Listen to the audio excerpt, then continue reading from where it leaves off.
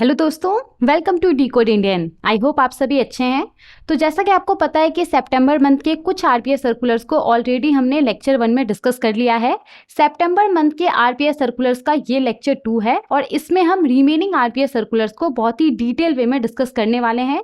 और trust me guys, आज के इस लेक्चर में हम काफ़ी इंपॉर्टेंट सर्कुलर्स को डिस्कस करने वाले हैं जिसके ऊपर आपसे एग्जाम में क्वेश्चन पूछा जा सकता है। ओके, तो चलिए शुरू करते हैं बिना किसी डिले के। अगर आपको इस पर्टिकुलर लेक्चर का पीडीएफ चाहिए होगा तो वो भी आपको मिल जाएगा। टेलीग्राम चैनल का लिंक डिस्क्रिप्शन बॉक्स में दिया गया है, वहां से जाकर के आप इस लेक्चर का और आने वाला जितना भी लेक्चर है उसका पीडीएफ डाउनलोड कर सकते हैं। ओके, देखिए आगे बढ़ने से पहले हमने सभी तरह के बैंकिंग एग्जाम के लिए, बैंकिंग प्रमोशनल एग्जाम के लिए एक 200 रुपीज का कंप्रहेंसिव पीडीएफ कोर्स लॉन्च किया है। तो यहाँ पे सारा डिटेल्स दिया गया है, आप चाहें तो इसे पॉज करके पढ़ सकते हैं।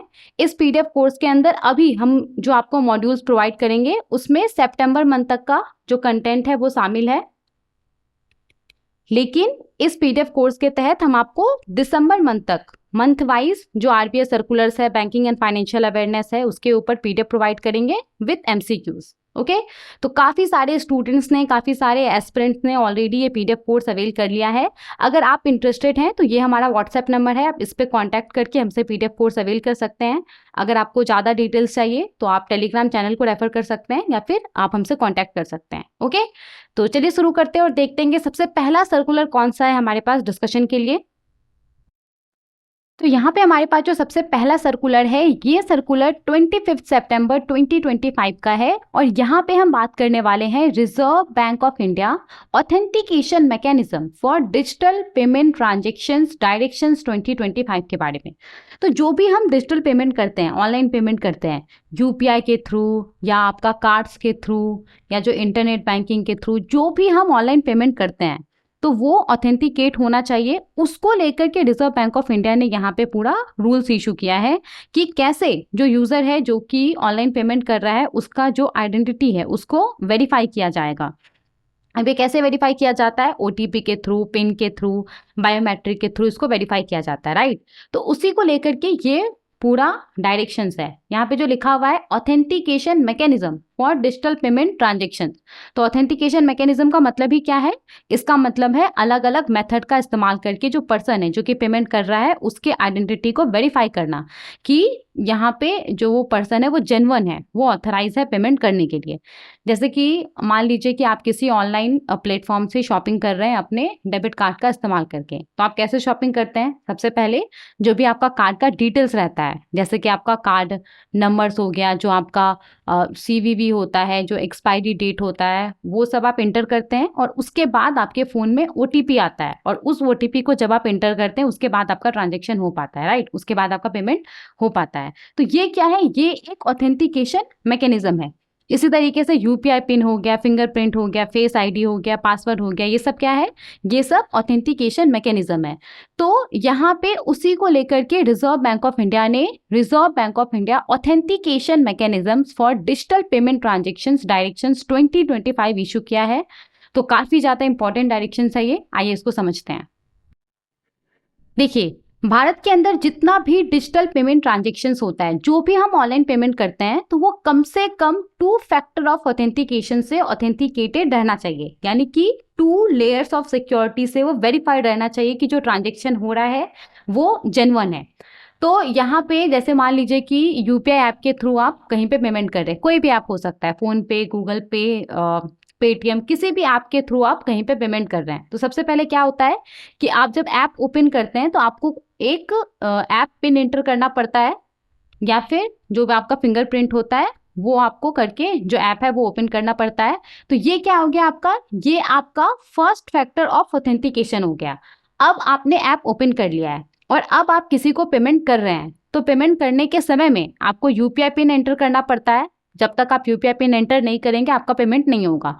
तो ये जो आप यूपीआई पिन एंटर करते हैं ये क्या होता है? ये सेकेंड फैक्टर ऑफ ऑथेंटिकेशन होता है। तो भारत के अंदर जितना भी डिजिटल पेमेंट ट्रांजेक्शन्स होता है ना, जो भी ऑनलाइन पेमेंट होता है, वो 2 फैक्टर ऑफ ऑथेंटिकेशन से ऑथेंटिकेटेड होना चाहिए, 2 लेयर्स ऑफ सिक्योरिटी से वो वेरीफाइड होना चाहिए कि जो ट्रांजेक्शन हो रहा है वो जेन्युइन है। नाउ देखिए, रिजर्व बैंक ऑफ इंडिया ने ऑथेंटिकेशन के लिए कोई स्पेसिफिक जो फैक्टर होता है, स्पेसिफिक मेथड होता है, वो नहीं बताया है। लेकिन ज़्यादातर जो डिजिटल पेमेंट इकोसिस्टम है वो जो SMS based one time password होता है उसका इस्तेमाल करता है एडिशनल फैक्टर के तौर पे, यानी कि सेकेंड फैक्टर ऑफ ऑथेंटिकेशन के तौर पे। मान लीजिए कि आप कार्ड का इस्तेमाल करके पेमेंट कर रहे हैं, तो उसमें क्या होता है, आप पहले अपना कार्ड का डिटेल्स डालते हैं, तो ये आपका क्या हो गया, ये आपका फर्स्ट फैक्टर हो गया। फिर आपके फ़ोन में OTP आता है, आप OTP एंटर करते हैं, तो ये क्या हो गया आपका OTP, ये आपका सेकंड फैक्टर हो गया। तो वैसे तो रिजर्व बैंक ऑफ इंडिया ने कोई स्पेसिफिक फैक्टर, कोई स्पेसिफिक मेथड के बारे में नहीं बोला ऑथेंटिकेशन के लिए, लेकिन ज़्यादातर जो हमारा ऑनलाइन पेमेंट्स होता है वो उसके लिए जो सेकेंड फैक्टर रहता है, जो एडिशनल फैक्टर रहता है, सेकेंड फैक्टर ऑफ ऑथेंटिकेशन रहता है, वो क्या रहता है, SMS based one time password. Okay, देखिए 8 फरवरी 2024 को statement on developmental and regulatory policies को इशू किया गया था। तो इसके अंदर अनाउंस किया गया था ना कि जो हमारा पूरा पेमेंट इकोसिस्टम है, हमारा पेमेंट इकोसिस्टम टेक्नोलॉजिकल एडवांसमेंट का इस्तेमाल कर सके, उसका फायदा उठा सके, यानी कि जो एडवांस टेक्नोलॉजी हमारे पास अवेलेबल है उसका वो फायदा उठा सके ऑल्टरनेटिव ऑथेंटिकेशन मैकेनिज्म को इम्प्लीमेंट करने के लिए। जो ऑथेंटिकेशन मैकेनिज्म हमारे पास पहले से अवेलेबल है, जैसे कि आपका OTP हो गया, OTP का इस्तेमाल करके जो डिजिटल पेमेंट्स होता है उसको ऑथेंटिकेट किया जाता है, राइट। तो यहाँ पे जो पूरा हमारा पेमेंट इकोसिस्टम है ना, वो हमारे पास जो एडवांस टेक्नोलॉजी अवेलेबल है उसका इस्तेमाल करके वो ये जो आपका OTP बेस्ड SMS होता है, SMS के थ्रू जो डिजिटल पेमेंट को ऑथेंटिकेट किया जाता है, तो पेमेंट इकोसिस्टम इसके अलावा जो दूसरा ऑल्टरनेटिव ऑथेंटिकेशन मैकेनिज्म होता है उसको इम्प्लीमेंट कर सके। तो इस चीज को यहाँ पे इनेबल करने के लिए डिसाइड किया गया था कि जो रिजर्व बैंक ऑफ इंडिया है, reserve bank of India authentication mechanism for digital payment transactions directions 2025 को इशू करेगा। तो ये जो डायरेक्शंस है, इस डायरेक्शंस के अंदर ब्रॉड प्रिंसिपल है, जनरल रूल्स है, जो कि जितना भी पार्टिसिपेंट्स है पेमेंट चेन के अंदर, जो भी पार्टिसिपेंट्स है उन सभी को कंप्लाई करना पड़ेगा जब भी वो किसी भी फॉर्म ऑफ ऑथेंटिकेशन का इस्तेमाल करेगा ऑनलाइन पेमेंट को, डिजिटल पेमेंट को ऑथेंटिकेट करने के लिए। ओके, अब देखिए वैसे तो जो भी यहाँ पे डायरेक्शंस है, ये डायरेक्शन सिर्फ जो डोमेस्टिक ट्रांजेक्शंस होता है, यानी कि भारत के अंदर जो ऑनलाइन पेमेंट होता है उसके ऊपर एप्लीकेबल होगा। लेकिन जो ऑनलाइन इंटरनेशनल ट्रांजेक्शंस होता है using cards issued in India, Bharat के अंदर कोई बैंक है, SBI है, एक्सिस बैंक है, HDFC बैंक है, उसने आपको क्रेडिट कार्ड या फिर डेबिट कार्ड इशू किया है और उसका इस्तेमाल करके आप किसी फॉरेन ऑनलाइन वेबसाइट से शॉपिंग कर रहे हैं, तो यहाँ पे इस तरह का जो ऑनलाइन इंटरनेशनल ट्रांजेक्शंस होता है उसके लिए भी similar level of safety provide करने के लिए ये जो पूरा डायरेक्शंस है इसके अंदर नेसेसरी इंस्ट्रक्शंस जारी किया गया है specific cross border card transactions के लिए। तो यहाँ पे बेसिकली जो भी हम प्रोविजंस के बारे में पढ़ने वाले हैं वो मतलब 90% जो प्रोविजन है वो डोमेस्टिक ट्रांजेक्शंस के ऊपर ही एप्लीकेबल होगा। सिर्फ यहाँ पे एक इंस्ट्रक्शंस है, एक स्लाइड में यहाँ पे एक इंस्ट्रक्शंस है जो मैं समझा दूंगी, तो सिर्फ वो वहाँ पे जो specific cross border card transaction है उसके ऊपर एप्लीकेबल होगा। अदरवाइज जो भी प्रोविजंस हम यहाँ पे पढ़ने वाले हैं वो भारत के अंदर जो ऑनलाइन पेमेंट होता है उसके ऊपर एप्लीकेबल होगा। ओके, तो यहाँ पे यही बोला जा रहा है कि specific cross border card transactions के लिए नेसेसरी इंस्ट्रक्शंस को इस डायरेक्शंस के अंदर ऐड किया गया है।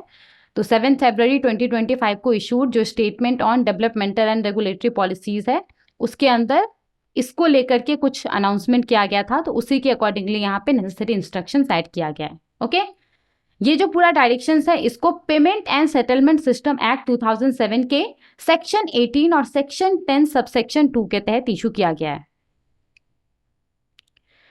ये जो पूरा डायरेक्शंस है इसको reserve bank of India authentication mechanism for digital payment transactions directions 2025 के नाम से जाना जाएगा। अगर हम इफेक्टिव डेट के बारे में बात करें तो जितना भी पेमेंट सिस्टम प्रोवाइडर है, जितना भी पेमेंट सिस्टम पार्टिसिपेंट्स है, बैंक हो गया, नॉन बैंक्स हो गया, उन सबको यहाँ पे इंश्योर करना है कि 1 अप्रैल 2025 तक जो भी डायरेक्शंस है वो लागू हो जाना चाहिए। अनलेस कि किसी स्पेसिफिक प्रोविजन के लिए अगर कोई अलग डेट दिया हुआ है तो उसको छोड़ करके जितना भी पेमेंट सिस्टम प्रोवाइडर है, जितना भी पेमेंट सिस्टम पार्टिसिपेंट है, बैंक, नॉन बैंक, उन सबको इंश्योर करना पड़ेगा कि 1 अप्रैल 2026 तक जो डायरेक्शंस है वो लागू हो जाए। नाउ देखिए यहाँ पे ये जो आपका पेमेंट सिस्टम प्रोवाइडर है, जो आपका पेमेंट सिस्टम पार्टिसिपेंट्स है, उसके बारे में आपको अच्छे से पता होना चाहिए। क्यों?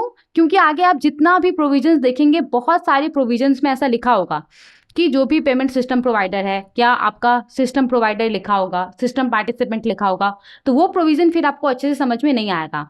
तो जो हमारा payment and settlement system act है 2007, तो उसके अंदर इन सबको डिफाइन किया गया है। तो मैंने डेफिनेशन यहाँ पे ऐड किया है। थोड़ा देर रुक के हम इसके डेफिनेशन को देख लेते हैं ताकि आगे प्रोविजन हमें बहुत ही स्मूथली समझ में आए। ओके, ये आपको डेट याद रखना है, 1 अप्रैल 2026 ये डेडलाइन है, इफेक्टिव डेट है। ओके, तो यहाँ पे पेमेंट सिस्टम का क्या मतलब है? तो पेमेंट सिस्टम एक ऐसा सिस्टम होता है जिसके वजह से कोई पेयर है जिसको कि पैसा पे करना है और कोई बेनिफिशियरी है जिसको कि पैसा रिसीव करना है। तो पेमेंट सिस्टम एक ऐसा सिस्टम होता है, एक ऐसा सेटअप होता है, एक ऐसा नेटवर्क होता है जिसके वजह से पेयर और बेनिफिशियरी के बीच में जो पेमेंट्स है वो हो पाता है।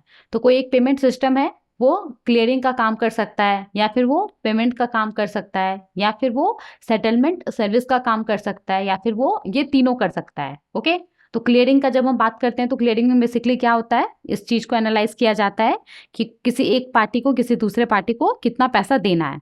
पेमेंट में क्या होता है, एक्चुअल जो पेयर रहता है उसके बैंक अकाउंट से पैसा डिडक्ट होता है और जो बेनिफिशियरी रहता है उसके बैंक अकाउंट में पैसा जाता है। सेटलमेंट में क्या होता है, इस चीज को इंश्योर किया जाता है कि जो फंड है वो ट्रांसफर हो चुका है, वो कंफर्म हो चुका है।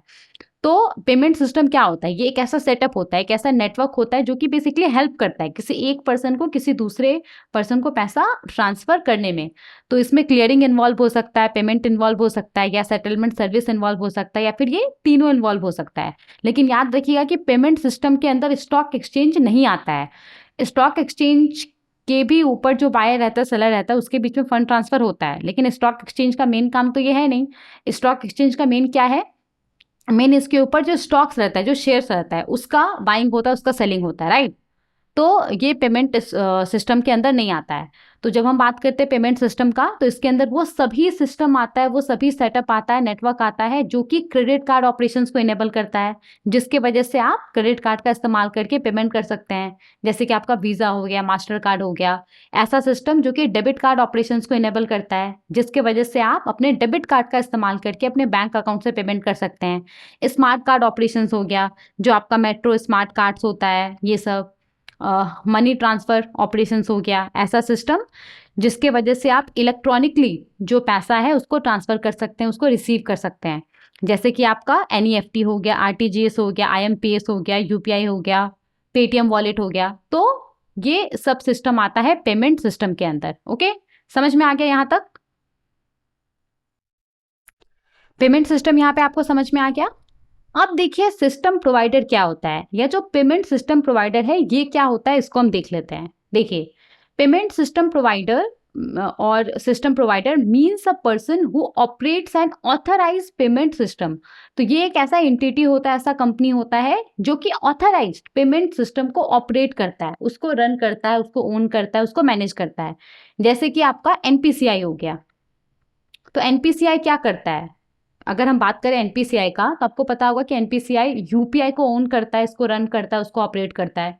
यूपीआई के थ्रू हम इलेक्ट्रॉनिकली जो फंड है उसको ट्रांसफर कर सकते हैं, फंड रिसीव कर सकते हैं। तो जो एनपीसीआई है, एनपीसीआई क्या करता है, जो ये आपका पेमेंट सिस्टम है, ऑथराइज पेमेंट सिस्टम है यूपीआई, उसको ये क्या करता है, उसको ये ओन करता है, उसको रन करता है, उसको ऑपरेट करता है।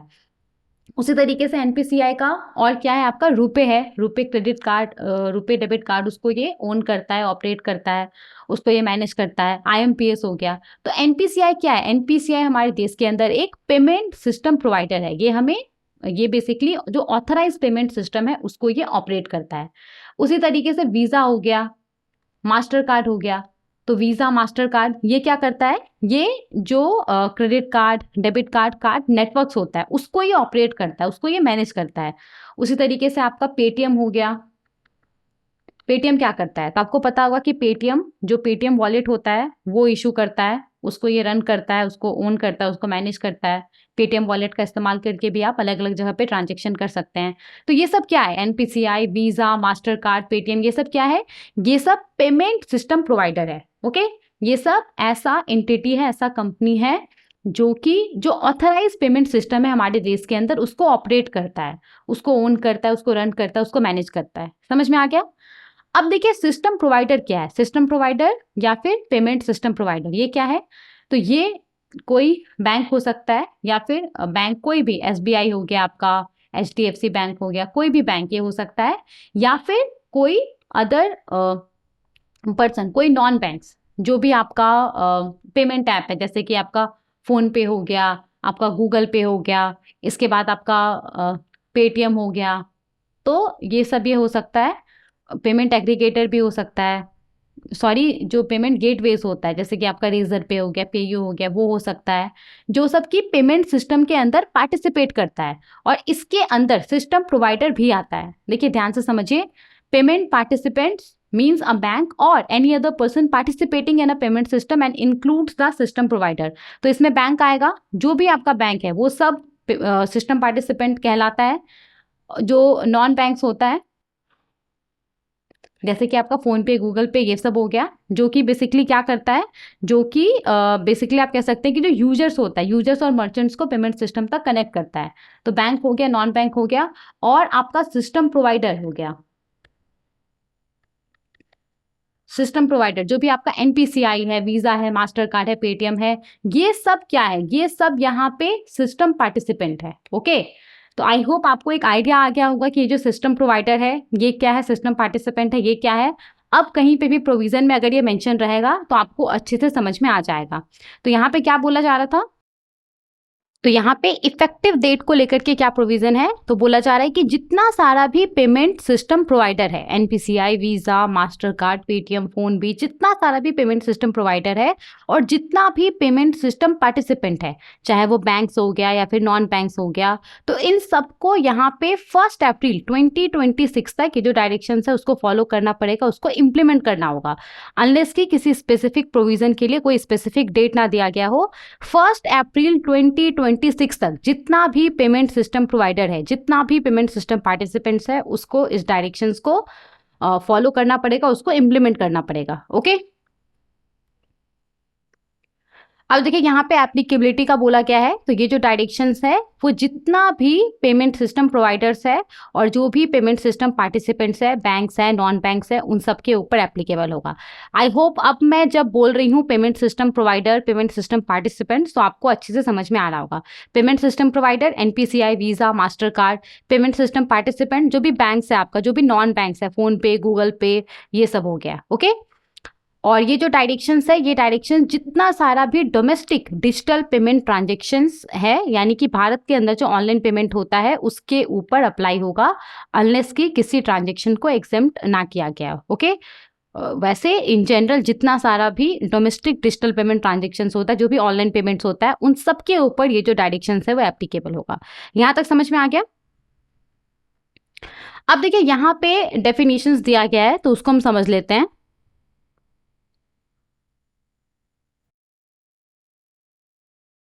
देखिए सबसे पहला डेफिनेशन क्या है, ऑथेंटिकेशन। तो ऑथेंटिकेशन क्या है? ऑथेंटिकेशन एक ऐसा प्रोसेस है जिसमें कस्टमर का जो आइडेंटिटी होता है उसको वेरीफाई किया जाता है। तो कस्टमर का जो क्रेडेंशियल होता है, जो भी इसका सीक्रेट या फिर यूनिक डिटेल्स होता है, जिससे कस्टमर्स को का जो डिटेल्स होता है उसको कंफर्म किया जाता है कि जो आपका अकाउंट होल्डर है वो रियल अकाउंट होल्डर है। तो क्रेडेंशियल क्या होता है, यूनिक या फिर आप कह सकते हैं कि कुछ सीक्रेट डिटेल्स होता है जो कि इस बात को कंफर्म करता है कि जो अकाउंट होल्डर है वो रियल अकाउंट होल्डर है।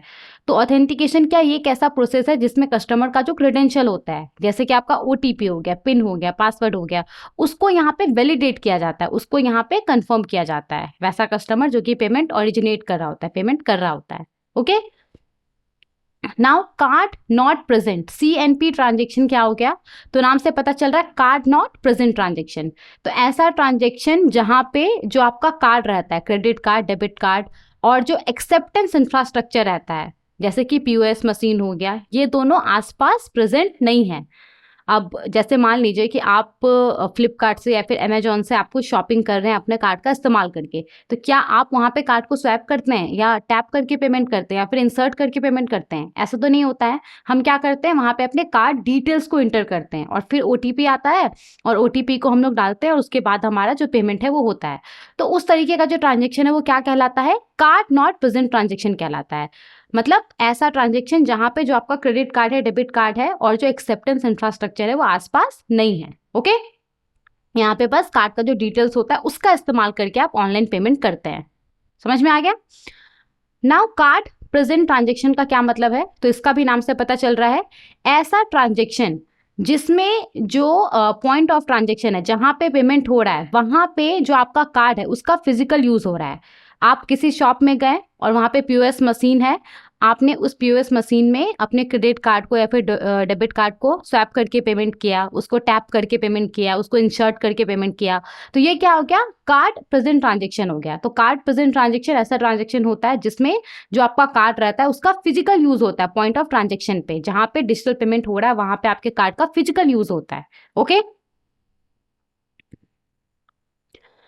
ना देखिए यहाँ पे क्रॉस बॉर्डर सीएनपी ट्रांजेक्शन क्या होता है? तो cross border card not present transaction क्या होता है? तो पहले ये जो डेफिनेशन दिया गया है उसको हम पढ़ लेते हैं, फिर हम एग्जाम्पल से समझेंगे। ठीक है, तो बेसिकली जो भी इंडियन इशूअर है, जो भी बैंक है जिसके द्वारा भारत के अंदर credit card, debit card issue किया जाता है, अगर उसका इस्तेमाल करके किसी फॉरेन मर्चेंट को पेमेंट किया जा रहा है, किसी ऐसे मर्चेंट को जिसका कि जो भी पेमेंट सिस्टम है उसको किसी फॉरेन बैंक ने अक्वायर किया हुआ है, तो इस तरीके का जो पेमेंट है ना वो cross border card not present transaction कहलाएगा। जैसे कि मान लीजिए आप किसी भी फॉरेन वेबसाइट के ऊपर गए और आपने वहां से कुछ परचेस किया। अब आपने परचेस किया तो जाहिर सा बात है आप अपने लैपटॉप का इस्तेमाल करके, फोन का इस्तेमाल करके आप कुछ परचेस कर रहे होंगे। तो आप क्या करेंगे? आप अपने कार्ड का डिटेल्स डालेंगे और फिर ओटीपी आएगा, ओटीपी डालेंगे और आपका ट्रांजेक्शन हो जाएगा। तो यहाँ पे आप जो पेमेंट कर रहे हैं वो किसी फॉरेन मर्चेंट को कर रहे हैं, राइट? तो ये क्या कहलाएगा? ये आपका cross border card not present transaction कहलाएगा। तो इस तरह का जो ट्रांजेक्शन होता है इसमें आउटफ्लो ऑफ फॉरेन एक्सचेंज होता है, राइट? यहाँ पे आप किसी दूसरे देश से कुछ परचेस कर रहे हैं, तो दूसरे देश से आप परचेस कर रहे हैं अपने कार्ड का इस्तेमाल करके, तो भारत के बाहर जो पैसा जा रहा है वो दूसरे करेंसी में जा रहा है, यूएस डॉलर, यूरो। तो इस तरीके का जो ट्रांजेक्शन होता है, यही क्या होता है? आउटफ्लो ऑफ फॉरेन एक्सचेंज होता है। तो इस तरीके का जो ट्रांजेक्शन होता है वो क्या कहलाता है? Cross border card not present transaction. समझ में आ गया यहां तक? ना देखिए डिजिटल पेमेंट ट्रांजेक्शन का क्या मतलब है।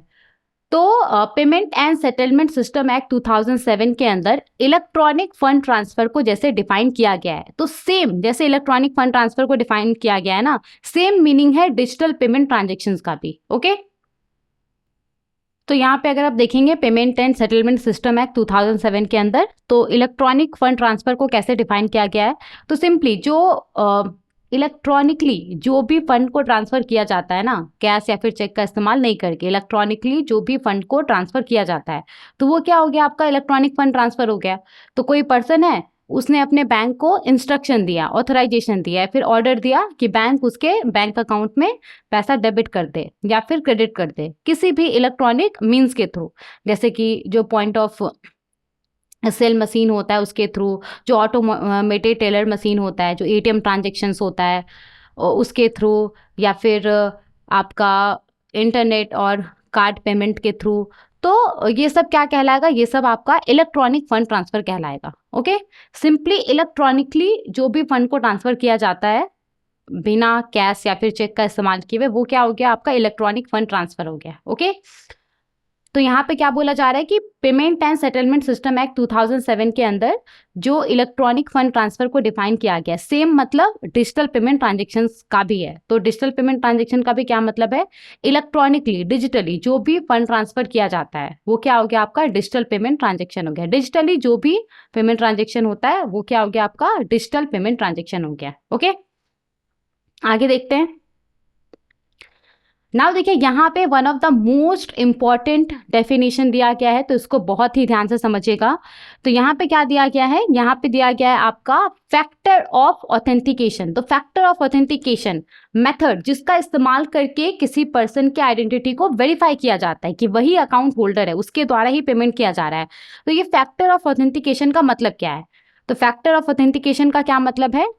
तो credential of the customer which is used for authentication. तो कस्टमर का जो भी क्रेडेंशियल होता है, जो भी कस्टमर का प्रूफ होता है, इंफॉर्मेशन होता है या फिर प्रूफ होता है जिसका इस्तेमाल करके कस्टमर का जो आइडेंटिटी है उसको वेरीफाई किया जाता है, तो वो क्या होता है, आपका फैक्टर ऑफ ऑथेंटिकेशन होता है। तो कस्टमर का जो भी क्रेडेंशियल होता है, पिन होता है, ओटीपी होता है, पासवर्ड होता है, जिसका इस्तेमाल ऑथेंटिकेशन के लिए किया जाता है, ट्रांजेक्शन्स को ऑथेंटिकेट करने के लिए किया जाता है, तो वो क्या होता है, आपका फैक्टर ऑफ ऑथेंटिकेशन होता है। ओके, तो देखिए जो फैक्टर ऑफ ऑथेंटिकेशन है ना, वो क्या क्या हो सकता है। तो सबसे पहला है समथिंग द यूजर हैज, कुछ ऐसा जो कि यूजर के पास है। जैसे कि क्या हो गया, जैसे कि उसका मोबाइल फोन हो गया ओटीपी के लिए, क्रेडिट कार्ड हो गया, डेबिट कार्ड हो गया, हार्डवेयर टोकन हो गया, इस हार्डवेयर टोकन हो गया। हार्डवेयर टोकन क्या हो गया, तो सिंपली ये एक फिजिकल डिवाइस होता है जो कि आपके पास रहेगा, और जब जब आप ट्रांजैक्शन करेंगे उस फिजिकल डिवाइस में एक डोंगल की तरह होता है ये, उसमें एक कोड जनरेट होगा, और जब आप उस कोड को डालेंगे तब आपका ट्रांजैक्शन होगा। तो समथिंग द यूजर हैज के अंदर ये जो हार्डवेयर टोकन होता है वो हो सकता है। सॉफ्टवेयर टोकन हो सकता है इसके अंदर। सॉफ्टवेयर टोकन में क्या होता है, ये बेसिकली कोई ऐप है आपके फ़ोन के अंदर या फिर आपके कंप्यूटर में कोई ऐप है और उसमें एक कोड जनरेट हो रहा है, और अब मान लीजिए आपको कहीं पे लॉग इन करना है या फिर कहीं पे आपको पेमेंट करना है, तो आप उस कोड का इस्तेमाल करके वैसा कर सकते हैं। तो ये क्या हो जाता है, सॉफ्टवेयर टोकन हो जाता है। तो जो फैक्टर ऑफ ऑथेंटिकेशन है वो क्या हो सकता है, समथिंग द यूजर हैज़, कुछ ऐसा जो कि यूजर के पास है। जैसे कि उसका फ़ोन हो गया ओटीपी के लिए, क्रेडिट कार्ड हो गया, डेबिट कार्ड हो गया, आपका हार्डवेयर टोकन हो गया, उसके पास कोई डिवाइस है, डोंगल है, उसमें जो ओटीपी है वो आएगा, जब वो ओटीपी डालेगा तो ट्रांजैक्शन होगा। सॉफ्टवेयर हो सकता है, कोई ऐप हो सकता है जिसमें कि एक कोड जनरेट होता है, उस कोड को जब वो डालेगा तब उसका ट्रांजैक्शन कंफर्म होगा। तो समथिंग द यूजर हैज ये हो सकता है। इसके बाद दूसरा, समथिंग द यूजर नोज, कुछ ऐसा जिसके बारे में यूजर को पता है। तो बताइए इसमें क्या होगा, पिन हो गया, पासवर्ड हो गया, पास फ्रेज हो गया, कुछ आपका ओटीपी हो गया, समथिंग द यूजर नोज। तीसरा क्या हो सकता है, समथिंग द यूजर इज, कुछ ऐसा जो कि यूजर है, जैसे कि आपका फिंगरप्रिंट हो गया, फेस स्कैन हो गया, जो भी आपका आधार बेस्ड बायोमेट्रिक होता है, तो ये सब हो सकता है। तो फैक्टर ऑफ ऑथेंटिकेशन क्या हो सकता है, समथिंग द यूजर हैज से लेकर के समथिंग द यूजर नोज या समथिंग द यूजर इज तक हो सकता है। ओके, मतलब कुछ ऐसा हो सकता है जो कि यूजर के पास है, कुछ ऐसा हो सकता है जिसके बारे में यूजर को पता है, या फिर कुछ ऐसा हो सकता है जो कि वो खुद है, जैसे कि उसका फिंगरप्रिंट हो गया, फेस स्कैन हो गया, ये सब। तो इसमें क्या क्या हो सकता है यहाँ पे बताया गया है, पासवर्ड हो सकता है, factor of authentication, SMS based OTP हो सकता है, पास फ्रेज हो सकता है, जैसे कि आपने लिखा एक आपने एक सेंटेंस बना लिया, मान लीजिए जैसे कि आई एम द टॉपर, ऐसे आपने एक सेंटेंस बना लिया @123, तो ये आपका पास फ्रेज हो गया। तो क्या होगा कि जब भी आप कहीं पे पेमेंट करेंगे तो आपसे ये पूछा जाएगा, आप वो डालेंगे तो आपका जो ट्रांजेक्शन है वो कंफर्म हो जाएगा। सॉरी, पिन हो सकता है, कार्ड हार्डवेयर हो सकता है, डेबिट कार्ड, क्रेडिट कार्ड हो सकता है, सॉफ्टवेयर टोकन हो सकता है। तो सॉफ्टवेयर टोकन को तो अभी मैंने आपको समझाया था। सॉफ्टवेयर टोकन बेसिकली होता क्या है, जैसे कि मान लीजिए ना, आपने एक ऐप के बारे में सुना होगा, गूगल ऑथेंटिकेटर ऐप के बारे में आपने सुना होगा, गूगल ऑथेंटिकेटर ऐप। तो मान लीजिए कि जो आपका बैंक अकाउंट है ना, ये जो गूगल ऑथेंटिकेटर ऐप है इससे लिंक्ड है। अब आप घर पे हैं और आपको अपने बैंक अकाउंट को लॉगिन करना है, तो जब आप अपने बैंक अकाउंट को लॉगिन करेंगे तो ये जो आपका गूगल ऑथेंटिकेटर ऐप है ना, इस ऐप में एक 6 डिजिट का कोड आएगा जो कि हर 30 सेकंड में चेंज होता है। तो इस ऐप में एक 6 डिजिट का कोड आएगा, जब आप उस कोड को डालेंगे तो आपका जो बैंक अकाउंट है वो ओपन हो जाएगा, वो मतलब आप उसमें लॉगिन कर सकेंगे। तो बैंक बेसिकली यहाँ पे चेक करेगा कि जो कोड है वो मैच होता है कि नहीं होता है, और ये इस बात को प्रूव करेगा कि मतलब आप जेन्युइन है, जेन्युइन पर्सन के द्वारा जो ट्रांजेक्शन है वो किया जा रहा है। ओके, तो सॉफ्टवेयर टोकन हो सकता है, फिंगरप्रिंट हो सकता है, या फिर any other form of biometrics हो सकता है, डिवाइस नेटिव या फिर जो आधार बेस्ड होता है वो हो सकता है। ओके, तो ये यहाँ पे बोला जा रहा है, मतलब फिजिकल या फिर जो भी बायोलॉजिकल फीचर होता है जो कि इस बात को प्रूव करता है कि जो ट्रांजेक्शन है वो सच में आपके द्वारा किया जा रहा है, चाहे वो डिवाइस के थ्रू आप ये प्रूव करें या फिर जो आधार सिस्टम होता है उसके थ्रू प्रूव करें। ओके, तो फैक्टर ऑफ ऑथेंटिकेशन समझ में आ गया ना। उसके बाद यहाँ पे क्या दिया गया, इशूअर। तो इशूअर का क्या मतलब है, कोई भी बैंक या फिर नॉन बैंक जो कि कस्टमर का जो अकाउंट होता है उसको मेंटेन रखता है पेमेंट्स के लिए, जैसे कि आपका डिपॉजिट अकाउंट हो गया, क्रेडिट लाइन हो गया, प्रीपेड इंस्ट्रूमेंट्स हो गया। अब बैंक जैसे कि एसबीआई होगा, एसबीआई हो गया, मान लीजिए एचडीएफसी बैंक हो गया, इसके पास आपका एक डिपॉजिट अकाउंट मेंटेन है, करंट अकाउंट है या फिर सेविंग्स अकाउंट है, और उसी अकाउंट से पेमेंट्स होता है।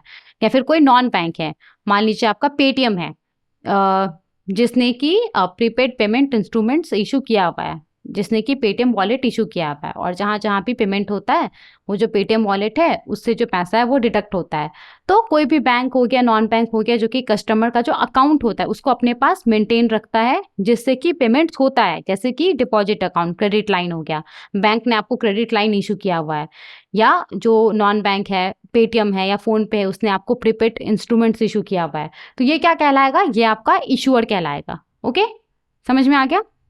तो ये सब कुछ कुछ इंपॉर्टेंट डेफिनेशन था जो कि मैंने समझाया है, आई होप आपको सारा समझ में आ गया होगा। ज़्यादा इंपॉर्टेंट तो ये वाला डेफिनेशन है, फैक्टर ऑफ ऑथेंटिकेशन।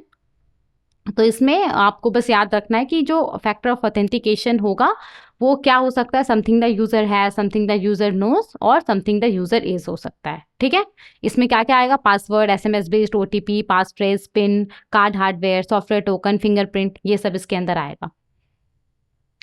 अब देखिए यहाँ पे हम बहुत ही इंपॉर्टेंट जो प्रोविजंस है उसको डिस्कस करने वाले हैं, तो बहुत ही ध्यान से समझिएगा। तो जो भी डिजिटल पेमेंट ट्रांजेक्शन्स होता है, जो भी ऑनलाइन पेमेंट होता है, उसके ऑथेंटिकेशन के लिए यहाँ पे प्रिंसिपल्स बताया गया है, उसके ऑथेंटिकेशन के लिए यहाँ पे प्रिंसिपल बताया गया है। तो जितना सारा भी पेमेंट सिस्टम प्रोवाइडर है, जो भी आपका एनपीसीआई है, वीज़ा है, मास्टर कार्ड है, पेटीएम है, जो भी पेमेंट सिस्टम पार्टिसिपेंट है, जो भी बैंक है, जो भी नॉन बैंक्स है जो कि पेमेंट सिस्टम के अंदर पार्टिसिपेट करता है, तो यहाँ पे भी ये जो भी टेक्नोलॉजी का इस्तेमाल करेगा, जो भी प्रोसेस को डिप्लॉय करेगा, जो पेमेंट होता है, जो ऑनलाइन पेमेंट होता है, उसको ऑथेंटिकेट करने के लिए, तो वो जो टेक्नोलॉजी होगा, बेसिकली वो जो ऑथेंटिकेशन फैक्टर होगा, वो जो प्रोसेस होगा, वो यहाँ पे कुछ कुछ प्रिंसिपल्स दिया गया है, उसके हिसाब से होना चाहिए। ओके, देखते हैं क्या क्या बोला जा रहा है। देखिए, सबसे पहले यहाँ पे मिनिमम 2 फैक्टर ऑफ ऑथेंटिकेशन का बात किया गया है। तो जितना सारा भी डिजिटल पेमेंट ट्रांजेक्शन्स होता है, जो भी ऑनलाइन पेमेंट्स होता है, वो कम से कम 2 अलग अलग फैक्टर ऑफ ऑथेंटिकेशन से ऑथेंटिकेटेड होना चाहिए। मतलब कि पिन प्लस ओटीपी से ये ऑथेंटिकेटेड होना चाहिए कि ऐप को ओपन करने के लिए आपको पिन चाहिए, और जब आप पेमेंट करेंगे तो आपको ओटीपी चाहिए, तो पिन प्लस ओटीपी हो सकता है, पासवर्ड प्लस फिंगरप्रिंट हो सकता है। तो जितना सारा भी ऑनलाइन पेमेंट्स है वो कम से कम 2 अलग अलग फैक्टर ऑफ ऑथेंटिकेशन से ऑथेंटिकेटेड होना चाहिए। और ये फैक्टर ऑफ ऑथेंटिकेशन, ये मेथड क्या क्या हो सकता है, तो पैराग्राफ 5F के अंदर दिया गया है। मतलब कि ये सब हो सकता है। यहाँ पे जो फैक्टर ऑफ ऑथेंटिकेशन है वो ये सब हो सकता है, password, SMS based, OTP, pass phrase, PIN, card hardware, software token, fingerprint, ये सब हो सकता है। ओके, तो यहाँ पे क्या बोला जा रहा है कि जितना सारा भी डिजिटल पेमेंट ट्रांजेक्शन्स है वो कम से कम 2 अलग अलग, सेम नहीं, ऐसा नहीं है कि पासवर्ड प्लस पासवर्ड है या फिर पिन प्लस पिन है, 2 अलग अलग जो फैक्टर ऑफ ऑथेंटिकेशन है उससे ऑथेंटिकेटेड होना चाहिए, जो कि पैराग्राफ 5 सब पैराग्राफ F के अंदर दिया गया है। अनलेस एग्जेम्प्टेड, अनलेस की किसी ट्रांजेक्शन को एग्जेम्प्ट किया गया है, मतलब यहाँ पे कुछ कुछ ट्रांजेक्शन्स दिया गया है जिन ट्रांजेक्शन्स के लिए ये जो मिनिमम 2 फैक्टर ऑफ ऑथेंटिकेशन का रिक्वायरमेंट है वो उसके लिए लागू नहीं होगा। तो यहाँ पे लिस्ट दिया गया है, ये देखिए, जैसे कि आपका जो small value contactless card transactions होता है, जो छोटे अमाउंट का आप पेमेंट करते हैं कार्ड को टैप करके, तो उस तरह के ट्रांजेक्शन के ऊपर ये जो आपका एटलीस्ट 2 फैक्टर ऑफ ऑथेंटिकेशन वाला रिक्वायरमेंट है वो लागू नहीं होगा। इसके अलावा जो रेकरिंग ट्रांजेक्शन्स होता है, पहला पेमेंट को छोड़ करके जो रेकरिंग ट्रांजेक्शन्स होता है ई मैंडेट फ्रेमवर्क के तहत, अब जैसे मान लीजिए आपने नेटफ्लिक्स का सब्सक्रिप्शन लिया है, तो आपने ध्यान दिया होगा कि जब आप पहली बार पेमेंट कर रहे होते हैं तब तो जो पेमेंट है वो 2 फैक्टर ऑफ ऑथेंटिकेशन से ऑथेंटिकेटेड रहता है। लेकिन उसके बाद जब आपका रिकरिंग पेमेंट होता है, जब हर महीने आपके बैंक अकाउंट से पैसा कटता है किसी भी सब्सक्रिप्शन के लिए, तो यहाँ पे ये बोला जा रहा है वो क्या हो गया, वो आपका रिकरिंग ट्रांजेक्शन हो गया। तो उस तरह के ट्रांजेक्शन के लिए यहाँ पे ये जो एटलीस्ट 2 फैक्टर ऑफ ऑथेंटिकेशन वाला रिक्वायरमेंट है वो लागू नहीं होगा। उसके बाद जो सेलेक्टेड प्रीपेड इंस्ट्रूमेंट्स के थ्रू ट्रांजेक्शन होता है, पीपीआई, एमटीएस, गिफ्ट पीपीआई, उसके ऊपर लागू नहीं होगा। जो एनईटीसी ट्रांजेक्शन होता है, नेशनल इलेक्ट्रॉनिक टोल कलेक्शन, जो हाईवेज पे आप इलेक्ट्रॉनिकली टोल का पेमेंट करते हैं, तो उसके ऊपर भी जो 2 फैक्टर ऑफ ऑथेंटिकेशन है वो रिक्वायरमेंट लागू नहीं होगा। ऐसा नहीं हो सकता है कि आप पेमेंट कर रहे हैं और उस पेमेंट के लिए जब तक आपके फ़ोन में ओटीपी नहीं आए, ओटीपी आपने दिया नहीं, तब तक वो जो पेमेंट है वो नहीं हो। मतलब जो आपका हाईवे पे आप टोल का पेमेंट करते हैं उसके लिए सिंपली ये जो आपका 2 फैक्टर ऑफ ऑथेंटिकेशन वाला रिक्वायरमेंट है वो लागू नहीं होगा। ओके, इसके बाद जो स्मॉल वैल्यू डिजिटल पेमेंट होता है ऑफलाइन मोड में, छोटे अमाउंट का जो ट्रांजेक्शन हम करते हैं बिना इंटरनेट का इस्तेमाल किए हुए, जैसे कि आपको पता होगा यूपीआई 123 पे के बारे में आपको पता होगा, यूपीआई 123 पे के बारे में आपको पता होगा, आपको यूपीआई लाइट एक्स के बारे में पता होगा। तो ये सब क्या है, जैसे यूपीआई 123 पे है तो इसका इस्तेमाल करके जो फीचर फ़ोन होता है, जो कीपैड फ़ोन होता है जिसमें कि ना के बराबर इंटरनेट होता है, तो उस फ़ोन के थ्रू जो आपका डिजिटल पेमेंट है वो कर सकते हैं। यूपीआई लाइट एक्स के बारे में आपको पता होगा, ऑफलाइन यहाँ पे आप पेमेंट कर सकते हैं वैसा इलाका में जहाँ पे जो इंटरनेट कनेक्टिविटी है वो बहुत पुअर है। तो ये सब जो स्मॉल वैल्यू डिजिटल पेमेंट होता है ऑफलाइन मोड में, तो उसके ऊपर भी ये जो एटलीस्ट 2 फैक्टर ऑफ ऑथेंटिकेशन वाला रिक्वायरमेंट है वो लागू नहीं होगा। इसके बाद कोई कंपनी है और उस कंपनी को कमर्शियल या फिर कॉर्पोरेट कार्ड इशू किया गया है और उसका इस्तेमाल करके जो ये आपका ग्लोबल डिस्ट्रीब्यूशन सिस्टम है, IATA है, उसके थ्रू ट्रैवल बुकिंग हो रहा है, तो इस केस में भी ये जो ये जो एटलीस्ट 2 फैक्टर ऑफ ऑथेंटिकेशन वाला रिक्वायरमेंट है वो लागू नहीं होगा। ठीक है, तो ये सब कुछ ट्रांजेक्शन्स है, इन ट्रांजेक्शन्स के ऊपर ये जो मिनिमम 2 फैक्टर ऑफ ऑथेंटिकेशन वाला रिक्वायरमेंट है वो लागू नहीं होगा। इसके अलावा भारत के अंदर जितना भी डिजिटल पेमेंट ट्रांजेक्शन्स होगा वो सब ऑनलाइन पेमेंट कम से कम 2 अलग अलग फैक्टर ऑफ ऑथेंटिकेशन से ऑथेंटिकेटेड होना चाहिए, 2 अलग अलग सिक्योरिटी ऑफ लेयर से वेरीफाइड होना चाहिए। आई होप आपको यहाँ तक समझ में आ गया। अब देखिए जो इशूअर है, जो भी बैंक है, जो नॉन बैंक है, अगर वो चाहे तो वो यहाँ पे कस्टमर्स को चॉइस दे सकता है, कस्टमर को ये अलाउ कर सकता है कि कस्टमर अपने पसंद का ऑथेंटिकेशन फैक्टर चूज करे। मान लीजिए आपको पिन प्लस ओटीपी रखना है, फिर कोई पर्सन है उसको पासवर्ड प्लस ओटीपी रखना है या पास फ्रेज प्लस ओटीपी रखना है, तो यहाँ पे अगर इशूअर चाहे तो वो यहाँ पे कस्टमर को अलाउ कर सकता है अपने पसंद का ये जो ऑथेंटिकेशन फैक्टर है, ये जो मेथड है जिससे उसके आइडेंटिटी को वेरीफाई किया जाएगा वो चुनने का। ओके, यहां तक समझ में आ गया? आगे देखते हैं, ये हो गया। अब देखिए यहाँ पे अभी तक हमने क्या देखा कि जितना भी डिजिटल पेमेंट्स है वो कम से कम 2 फैक्टर ऑफ ऑथेंटिकेशन से ऑथेंटिकेटेड होना चाहिए, राइट। अब यहाँ पे क्या बोला जा रहा है ना कि कम से कम जो एक फैक्टर होगा ना वो डायनेमिक होना चाहिए, यानी कि कम से कम जो एक फैक्टर होगा वो हर ट्रांजेक्शन के लिए अलग होना चाहिए। तो इस बात को इंश्योर करने के लिए बोला गया है कि जितना भी डिजिटल पेमेंट ट्रांजेक्शन होगा other than card present transaction, मतलब कार्ड को टैप करके, स्वैप करके, इंसर्ट करके आप जो पेमेंट करते हैं उसको छोड़ करके जितना भी डिजिटल पेमेंट होगा तो उसके लिए कम से कम एक जो फैक्टर ऑफ ऑथेंटिकेशन होगा ना वो डायनेमिकली क्रिएटेड और प्रूवन होना चाहिए, यानी कि जो प्रूफ ऑफ पोजीशन है, proof of position of the factor है being send as part of the transaction, जो कि ट्रांजेक्शन के पार्ट के तौर पे आपको भेजा जाता है, तो हर एक ट्रांजेक्शन के लिए यूनिक होना चाहिए, अलग होना चाहिए। जैसे कि ओटीपी हो गया, तो ओटीपी अगर आपको भेजा जाता है तो वो क्या होता है, हर एक ट्रांजेक्शन के लिए अलग होता है, राइट। आप कोई डिजिटल पेमेंट कर रहे हैं तो आपको बेसिकली प्रूफ करना होता है कि जो ऑथेंटिकेशन फैक्टर है वो एक्चुअली में आपके पास है, ये आपको प्रूफ करना होता है।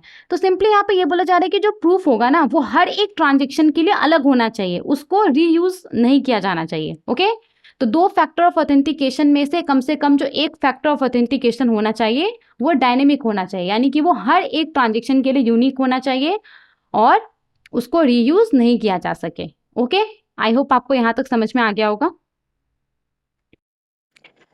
ना यहाँ पे क्या बोला जा रहा है, रोबस्ट। तो जो फैक्टर ऑफ ऑथेंटिकेशन होगा shall be such that compromise of one factor does not affect reliability of the other। तो सिंपली यहाँ पे ये बोला जा रहा है, देखिए क्या होता है कि जब आप डिजिटल पेमेंट करते हैं तो जो भी पेमेंट होता है वो 2 फैक्टर से ऑथेंटिकेटेड रहता है, राइट। तो यहाँ पे क्या बोला जा रहा है ना, जैसे कि आपका जो फर्स्ट फैक्टर है वो मान लीजिए कि पिन है या फिर पासवर्ड है, ओके, और जो दूसरा फैक्टर है वो मान लीजिए आपका ओटीपी है।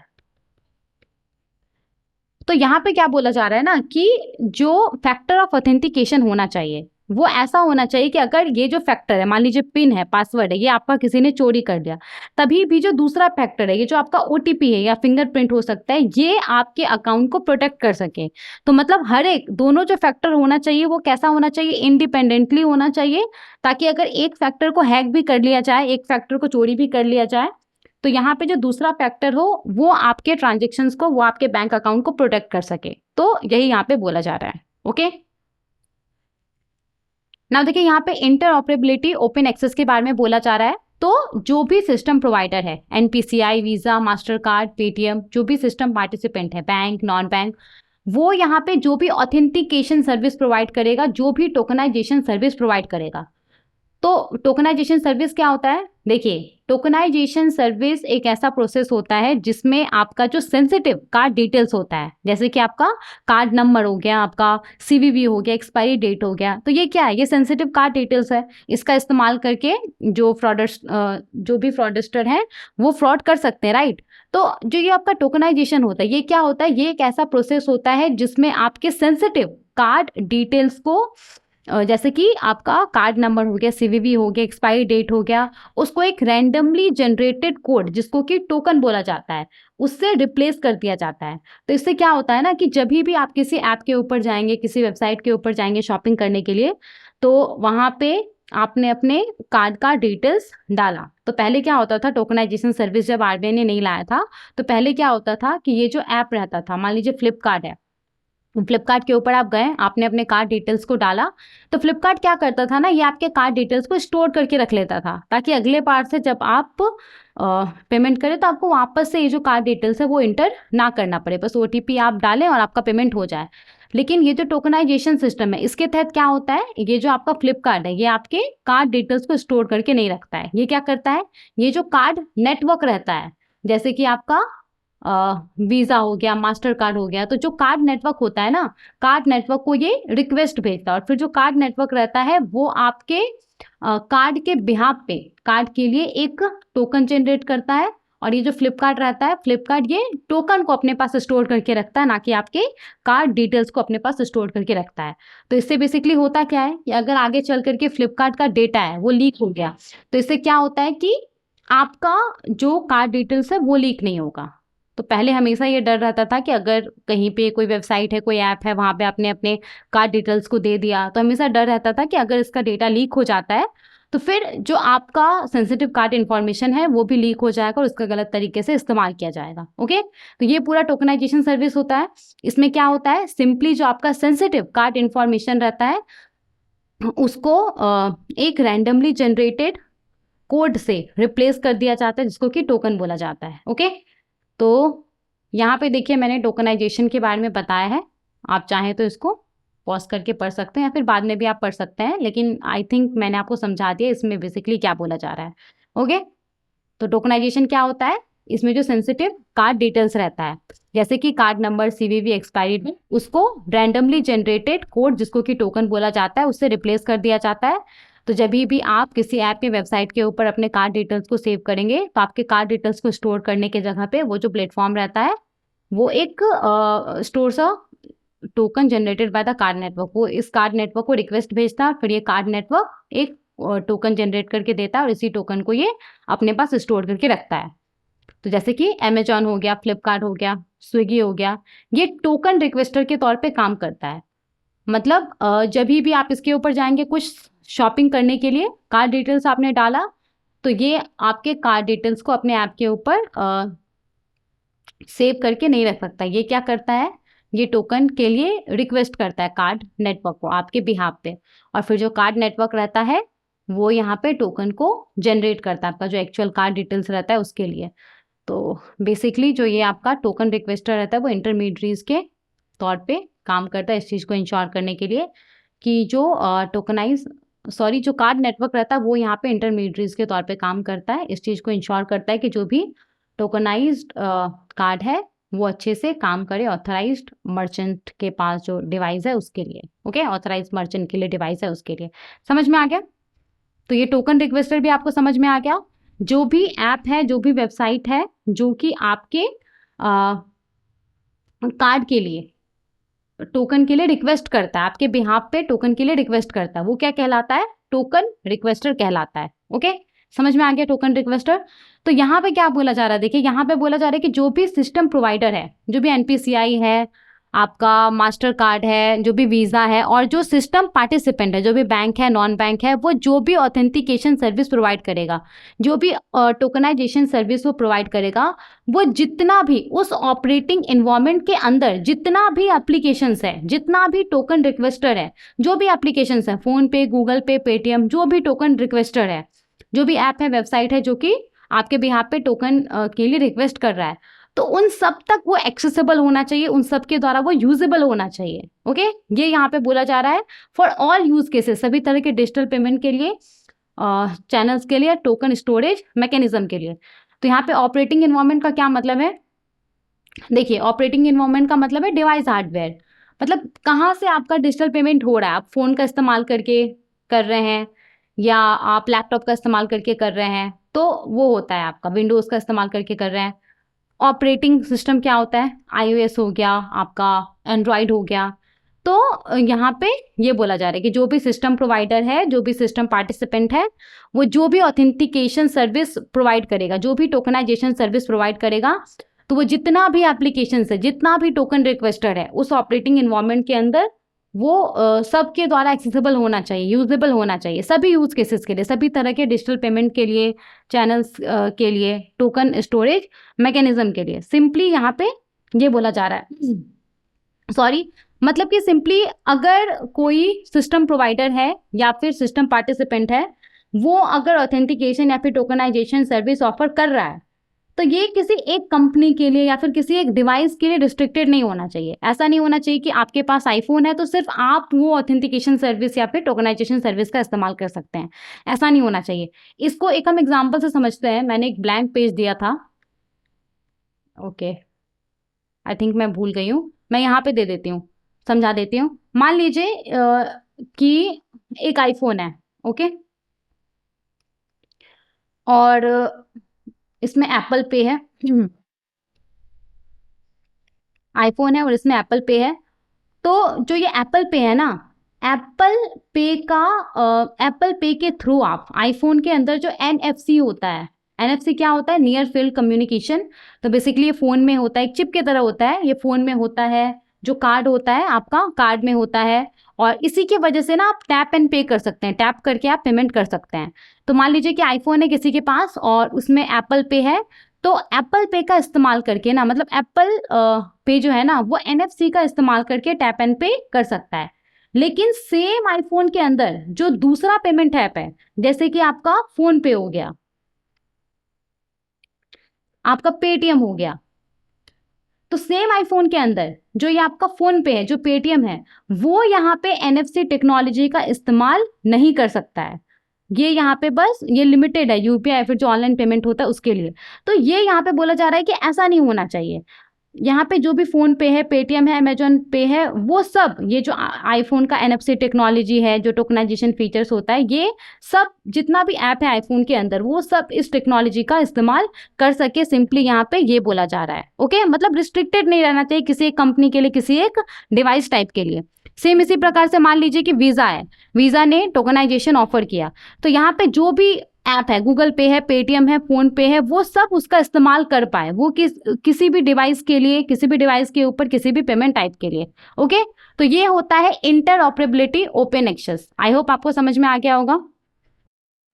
तो सिंपली यहाँ पे क्या बोला जा रहा है कि जो भी सिस्टम प्रोवाइडर है, एनपीसीआई है, वीज़ा है या मास्टर कार्ड है, पेटीएम है, और जो भी सिस्टम पार्टिसिपेंट है, जितने सारे भी बैंक्स हैं, नॉन बैंक्स है, अगर वो किसी भी तरह का ऑथेंटिकेशन सर्विस जो है वो ऑफर कर रहा है, जैसे कि आईफोन है, वो अगर मान लीजिए कि जो टोकनाइजेशन सर्विस है वो ऑफर कर रहा है, किसी भी तरह का कोई भी सिस्टम प्रोवाइडर, कोई भी सिस्टम पार्टिसिपेंट जो किसी भी तरह का जो ऑथेंटिकेशन सर्विस है वो ऑफर कर रहा है या फिर टोकनाइजेशन सर्विस ऑफर कर रहा है, तो ये किसी एक ऐप, किसी एक टोकन रिक्वेस्टर, किसी एक डिवाइस तक लिमिटेड नहीं होना चाहिए। ये जितना भी एप्लीकेशन है, जितना भी टोकन रिक्वेस्टर है जो कि उस ऑपरेटिंग एनवायरनमेंट के अंदर काम कर रहा है, तो उन सब के लिए वो एक्सेसिबल होना चाहिए, यूजेबल होना चाहिए, ओपन होना चाहिए, सभी यूज केसेस के लिए, सभी तरह के डिजिटल पेमेंट्स के लिए या फिर टोकन स्टोरेज मैकेनिज्म के लिए। डजंट मैटर कि जो टोकन जनरेट हो रहा है वो कहाँ पे स्टोर किया जा रहा है, ये बोला जा रहा है यहाँ पे। ओके, समझ में आ गया? आगे देखते हैं।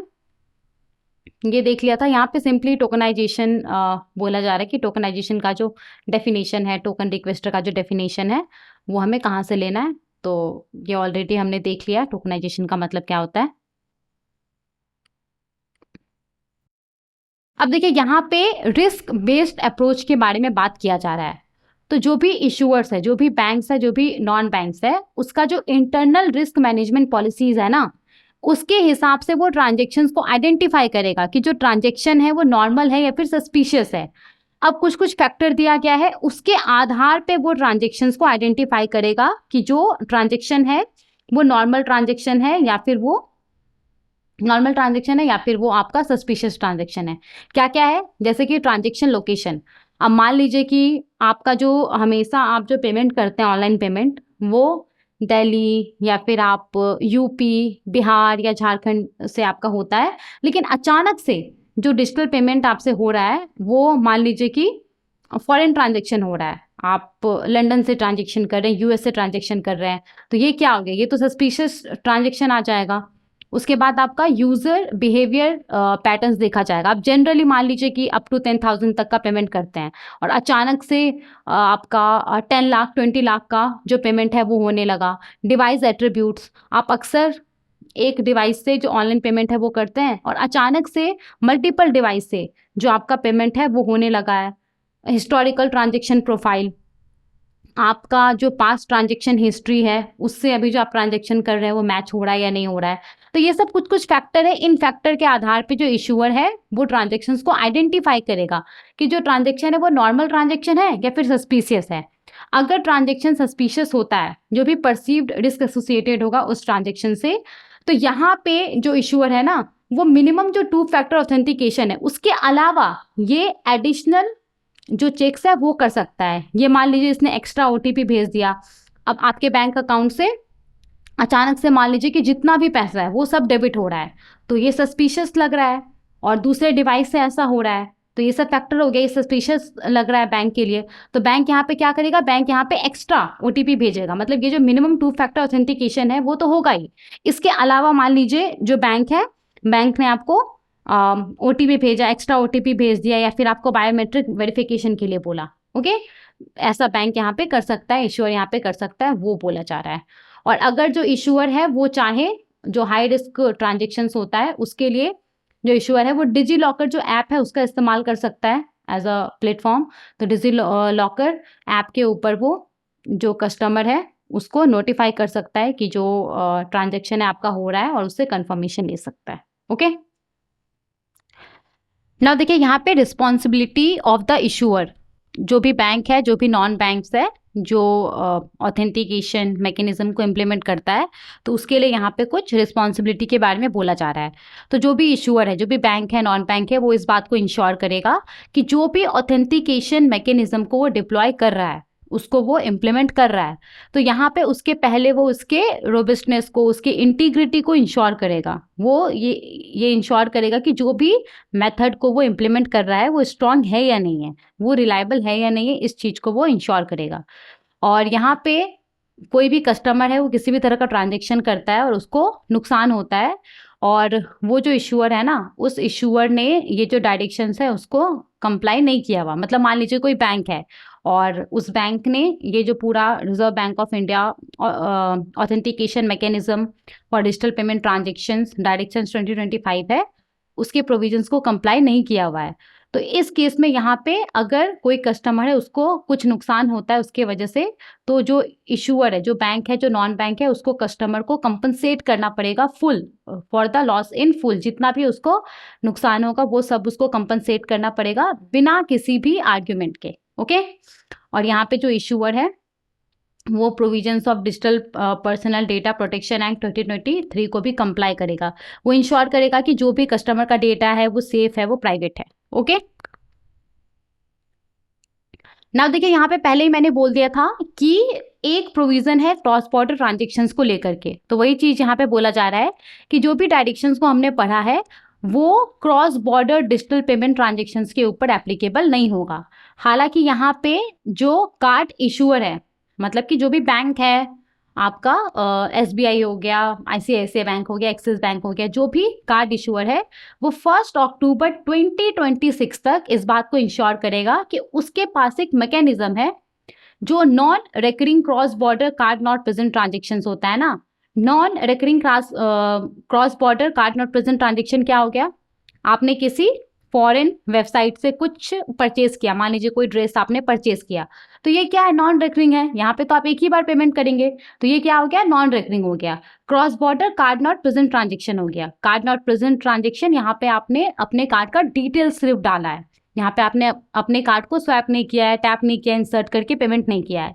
तो यहाँ पे क्या बोला जा रहा है कि जो non recurring cross border card not present transaction होता है, जहाँ पे जो रिक्वेस्ट है वो ओवरसीज मर्चेंट के द्वारा रेज किया जाता है ऑथेंटिकेशन के लिए। ओवरसीज मर्चेंट के द्वारा, जिस भी वेबसाइट से आप परचेज कर रहे हैं उसके द्वारा ऑथेंटिकेशन के लिए रिक्वेस्ट रेज किया जाता है, या जो भी उस ओवरसीज मर्चेंट का पेमेंट सिस्टम को देखता होगा, ओवरसीज बैंक, उसके द्वारा जो ऑथेंटिकेशन है उसके लिए रिक्वेस्ट रेज किया जाता है। तो सिंपली यहाँ पे बोला जा रहा है कि जो कार्ड इशूअर है ना, उसके पास 1 अक्टूबर 2026 तक एक मैकेनिज्म होना चाहिए, एक पूरा सिस्टम होना चाहिए जो कि इस तरह के non recurring cross border card not present transaction को वैलिडेट करे, इसको वो वेरीफाई करे। ओके, समझ में आ गया क्या यहाँ पे बोला जा रहा है?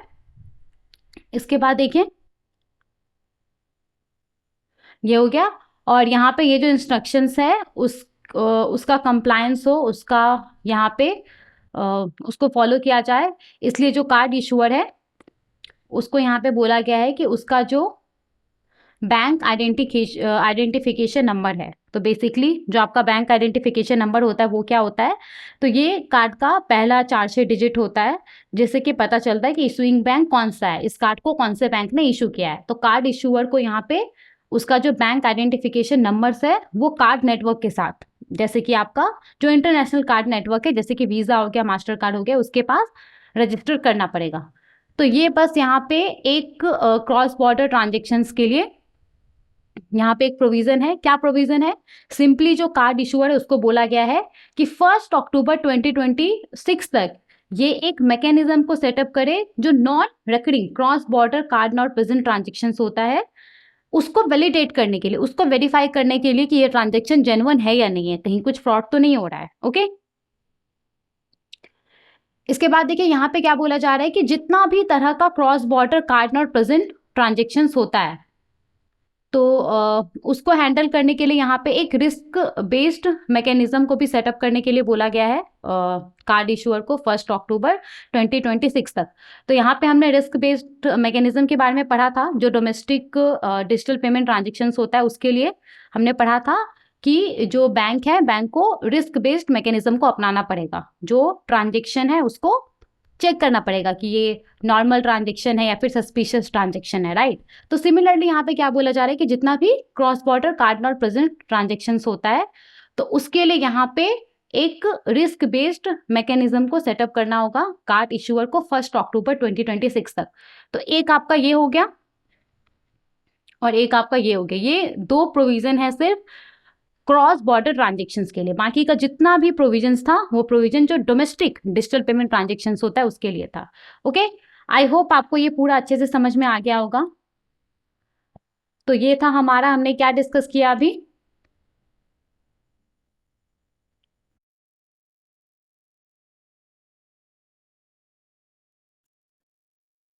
तो हमने यहाँ पे क्या डिस्कस किया, reserve bank of India authentication mechanism for digital payment transactions directions 2025। तो basically reserve bank of India ने यहाँ पे रूल्स बताया है कि किस तरीके से जो हम डिजिटल पेमेंट करते हैं उसको ऑथेंटिकेट करना है। ओके, तो यहाँ पे हमने क्या देखा कि जितना भी डिजिटल पेमेंट ट्रांजेक्शंस होता है वो कम से कम 2 अलग अलग जो आपका ऑथेंटिकेशन मैकेनिज्म होता है उससे ऑथेंटिकेट होना चाहिए, जिसमें से एक जो ऑथेंटिकेशन मैकेनिज्म होना चाहिए वो डायनेमिक होना चाहिए, यानी कि हर ट्रांजेक्शन के लिए वो अलग होना चाहिए। ओके, तो ये सब कुछ हमने देखा। आई होप आपको ये कंप्लीट डायरेक्शन समझ में आ गया होगा। कहीं पे भी कुछ भी कंफ्यूजन रहने से आप हमें कमेंट कर सकते हैं, हम उसका रिप्लाई जरूर करेंगे। ओके, चलिए आगे बढ़ते हैं और दूसरे सर्कुलर को देखते हैं। देखिए यहाँ पे हमारे पास जो सर्कुलर है ये सर्कुलर 26 सितंबर 2025 का है, और ये सर्कुलर किस चीज से रिलेटेड है, तो यहाँ पे जो स्टेट कोऑपरेटिव बैंक्स है, जो सेंट्रल कोऑपरेटिव बैंक्स है, उसको आरबीआई ने परमिट कर दिया है कि ये जो NABARD established shared service entity है उसके अंदर इन्वेस्टमेंट कर सकता है। तो state cooperative bank, central cooperative banks को आरबीआई ने परमिट कर दिया है कि जो शेयर्ड सर्विस एंटिटी है जिसको कि नाबार्ड के द्वारा एस्टैब्लिश किया गया है उसके अंदर इन्वेस्टमेंट कर सकता है, इसके शेयर कैपिटल को सब्सक्राइब कर सकता है, इसके शेयर्स को बाई कर सकता है। ओके, तो यही इस पूरे सर्कुलर में बोला जा रहा है कि कितना जो इन्वेस्टमेंट है वो किया जा सकता है। तो इस पूरे सर्कुलर को समझने से पहले आपको ये पता होना चाहिए कि ये जो शेयर्ड सर्विस एंटिटी है एसएसई है वो आखिर है क्या, किस पर्पज से इसको एस्टैब्लिश किया गया है, किसके द्वारा इसको एस्टैब्लिश किया गया है, कितना ऑथराइज कैपिटल है इसका, तो ये सब पहले हम थोड़ा देख लेते हैं। देखिए, शेयर्ड सर्विस एंटिटी एसएसई तो national cooperative development corporation NCDC और रूरल कोऑपरेटिव बैंक्स के साथ मिलकर के जो नाबार्ड है, नाबार्ड ने शेयर्ड सर्विस एंटिटी एसएसई को एस्टैब्लिश किया है जिसका नाम है सहकार सारथी। तो ये भी याद रखिएगा, जो आपका नाबार्ड है उसने एनसीडीसी और रूरल कोऑपरेटिव बैंक के साथ मिलकर के शेयर्ड सर्विस एंटिटी को एस्टैब्लिश किया, इसका नाम क्या है, सहकार सारथी। तो इसको इसलिए एस्टैब्लिश किया गया है ताकि जो पूरा हमारा आपका रूरल कोऑपरेटिव बैंक्स है, तो रूरल कोऑपरेटिव बैंक को मॉडर्नाइज करने के लिए, इसको अपग्रेड करने के लिए, इसको डिजिटाइज करने के लिए यहाँ पे इसको एस्टैब्लिश किया गया है, इसका जो डिजिटल कैपेबिलिटीज है उसको इन्हेंस करने के लिए, ताकि जो रूरल कोऑपरेटिव बैंक है वो ग्रामीण इलाके में जो ग्रामीण लोग हैं उनको और भी अच्छा जो डिजिटल सर्विसेज होता है वो प्रोवाइड कर सके। इस चीज के लिए यहाँ पे इसको सेटअप किया गया, इसको एस्टैब्लिश किया गया है, शेयर्ड सर्विस एंटिटी एसएसई। ना इसका जो ऑथराइज कैपिटल है वो 1000 करोड़ का है, और इसमें इक्वली ये जो तीनों पार्टीज है, तीनों पार्टीज ने इक्वली इसमें कंट्रीब्यूट किया है, नाबार्ड ने, एनसीडीसी ने और आरसीबीज ने, रूरल कोऑपरेटिव बैंक ने इसमें इक्वली कंट्रीब्यूट किया है। 333.33 करोड़ का कंट्रीब्यूशन है। अब ये जो आपका शेयर्ड सर्विस एंटिटी है ये तो आपको समझ में आ गया, इसको इसलिए सेटअप किया गया है ताकि जो रूरल कोऑपरेटिव बैंक्स है उसको थोड़ा सा अपग्रेड किया जा सके, उसको डिजिटाइज किया जा सके, ताकि ये लोगों को अच्छा जो भी आपका डिजिटल बैंकिंग सर्विसेज होता है वो प्रोवाइड कर सके। तो ये करेगा क्या, तो ये क्या करेगा ना, ये आपका जो ये रूरल कोऑपरेटिव बैंक है उसके साथ मिल करके जो एसेंशियल सर्विसेज है आज के टाइम में, जैसे कि इंटरनेट एंड मोबाइल बैंकिंग से जुड़ा हुआ सर्विसेज, यूपीआई हो गया, आधार इनेबल्ड पेमेंट सिस्टम हो गया, साइबर सिक्योरिटी हो गया, बैंकिंग ऑपरेशंस हो गया, तो एसएसई ना यहाँ पे जो रूरल कोऑपरेटिव बैंक्स है उसके साथ मिल करके ये सब एसेंशियल सर्विसेज ग्रामीण इलाके में लोगों को प्रोवाइड करेगा। ओके, नाउ एग्जैक्टली ये क्या करेगा, तो ये 3 वर्टिकल्स में काम करेगा, इसका 3 मेन एरियाज है वहां पे ये काम करेगा, technology, operations and support functions. तो टेक्नोलॉजी के अंदर ये क्या करेगा, जो आपका कोर बैंकिंग सॉल्यूशन होता है, आईटी टूल्स होता है, ये सब प्रोवाइड करेगा। ऑपरेशंस में ये क्या करेगा, जो आपका लोन ओरिजिनेशन होता है, जो भी आपका फ्रॉड रिस्क मैनेजमेंट होता है, हाँ, वो सबको मैनेज करेगा। इसके बाद सपोर्ट फंक्शन में ये क्या करेगा, जो भी आपका एचआर सर्विसेज होता है, जो आईटी प्रोक्यूरमेंट होता है, उस सबको हैंडल करेगा। ओके, अब देखिए ये जो पूरा इनिशिएटिव है नाबार्ड के द्वारा, ये जो शेयर सर्विस एंटिटी को एस्टैब्लिश किया गया है, शेयर सर्विसेज एंटिटी को एस्टैब्लिश किया गया है, इसका उद्देश्य क्या है, तो इसका उद्देश्य है ऑपरेशनल कॉस्ट्स को कम करना। जो रूरल कोऑपरेटिव बैंक्स है, रूरल कोऑपरेटिव बैंक्स को अपना बिजनेस चलाने के लिए जो भी वो काम कर रहा है उसको चलाने के लिए जो एक्सपेंसेस आता था उसको कम करना इसका उद्देश्य है। जो वो सर्विस डिलीवर करता है, जिस तरह का सर्विस वो लोगों को प्रोवाइड करता है, उसको इम्प्रूव करना इसका उद्देश्य है, ताकि लोगों को फास्ट और बेटर सर्विसेज प्रोवाइड किया जा सके। जो रेगुलेटरी कंप्लायंस होता है, रूरल कोऑपरेटिव बैंक को जो भी रूल्स है रेगुलेशंस उसको फॉलो करना पड़ता है, उसको वो और अच्छे से करे, इस चीज़ को इंश्योर करना इसका उद्देश्य है। इसके बाद जो रूरल कोऑपरेटिव बैंक्स हैं वो जो बड़े बड़े कमर्शियल बैंक्स है उसके साथ compete कर सकें। तो कैसे compete कर सकेंगे? अगर ये अच्छा जो बैंकिंग सर्विसेज होता है वो लोगों को ऑफर करेंगे, तो इस तरीके से ये जो बड़े बड़े बैंक है, बड़े बड़े कमर्शियल बैंक है, उसके साथ compete कर सकेंगे। तो उसको इनेबल करने के लिए, ताकि ये जो भी रूरल कस्टमर है, ग्रामीण इलाके में जो भी लोग रह रहे हैं, उनको और भी अच्छा जो बैंकिंग सर्विसेज है वो प्रोवाइड कर सके। तो इन सब उद्देश्य के साथ यहाँ पे जो नाबार्ड है, नाबार्ड ने नेशनल कोऑपरेटिव बैंक और रूरल कोऑपरेटिव बैंक के साथ मिलकर के शेयर्ड सर्विसेज एंटिटी को एस्टैब्लिश किया है, जिसका नाम क्या है? सहकार सारथी। तो ये दोनों स्लाइड से आपसे काफी क्वेश्चन पूछा जा सकता है, तो ध्यान से इसको देख लीजिए। यहाँ पे आपसे इन कोलैबोरेशन विद के ऊपर क्वेश्चन पूछा जा सकता है, ऑथराइज कैपिटल के ऊपर क्वेश्चन पूछा जा सकता है, नाम के ऊपर क्वेश्चन पूछा जा सकता है। तो ये सब आपसे पूछा जा सकता है। ओके, समझ में आ गया? तो यहाँ पे पूरा सर्कुलर क्या है वो हम देखते हैं। देखिए, तो ये जो आपका शेयर्ड सर्विस एंटिटी है, जिसको कि नाबार्ड ने एस्टैब्लिश किया है, तो आरबीआई ने परमिट कर दिया है ना स्टेट कोऑपरेटिव बैंक्स को, सेंट्रल कोऑपरेटिव बैंक्स को, कि वो शेयर्ड सर्विस एंटिटी के अंदर इन्वेस्टमेंट कर सकता है। ओके, समझ में आ गया? तो सबसे पहले यहाँ पे 14 जुलाई 2016 को एक सर्कुलर इशू किया गया था, investment in non SLR instruments by state central cooperative bank. इस सर्कुलर को रेफर करने के लिए बोला गया है। तो सिंपली इस सर्कुलर में जो स्टेट कोऑपरेटिव बैंक है, सेंट्रल कोऑपरेटिव बैंक्स है, उसको अलाउ किया गया था कि जो नॉन एसएलआर इंस्ट्रूमेंट्स होता है, जैसे कि शेयर्स हो गया, म्यूचुअल फंड्स वगैरह हो गया, तो इस सर्कुलर के अंदर स्टेट और जो सेंट्रल कोऑपरेटिव बैंक है उसको अलाउ कर दिया गया था कि वो नॉन एसएलआर इंस्ट्रूमेंट्स के अंदर जो इन्वेस्टमेंट है वो कर सकता है। नाउ नॉन एसएलआर इंस्ट्रूमेंट्स होता क्या है, देखते हैं।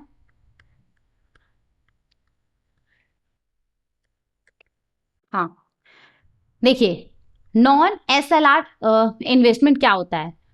तो सबसे पहले तो एसएलआर इन्वेस्टमेंट क्या होता है? देखिए, रिजर्व बैंक ऑफ इंडिया ने बैंकों को रिक्वायर किया हुआ है कि बैंकों का जो टोटल डिपॉजिट है, बैंकों का टोटल डिपॉजिट का एक पोर्शन, एक परसेंटेज बैंकों को लिक्विड एसेट के फॉर्म में मेंटेन करके रखना है, जैसे कि कैश हो गया, गोल्ड हो गया, गवर्नमेंट सिक्योरिटीज हो गया, तो इन सब के फॉर्म में मेंटेन करके रखना है।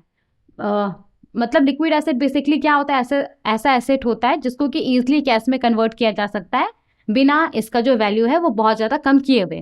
तो रिजर्व बैंक ऑफ इंडिया ने बैंकों के लिए रिक्वायर किया हुआ है कि बैंकों को उसका जो भी टोटल डिपॉजिट होगा उसका एक पोर्शन लिक्विड एसेट के फॉर्म में मेंटेन करके रखना है। तो ये लिक्विड एसेट कैश हो सकता है, गोल्ड हो सकता है, गवर्नमेंट सिक्योरिटीज हो सकता है। तो डिपॉजिट का जो पोर्शन, जो रेशियो बैंक को लिक्विड एसेट के फॉर्म में मेंटेन करके रखना होता है, उसे हम क्या बोलते हैं? स्टैट्यूटरी लिक्विडिटी रेशियो बोलते हैं, एसएलआर बोलते हैं। मान लीजिए कि जो आपका एसएलआर है, सपोज कि वो 10% है और बैंक का टोटल डिपॉजिट 100 है, तो यहाँ पे इसका 10% कितना हो जाएगा? 10 रुपीज़ हो जाएगा, राइट? तो बैंक को ये जो 10 रुपीज़ है वो कैश के फॉर्म में, गोल्ड के फॉर्म में या गवर्नमेंट सिक्योरिटीज के फॉर्म में अपने पास मेंटेन करके रखना है।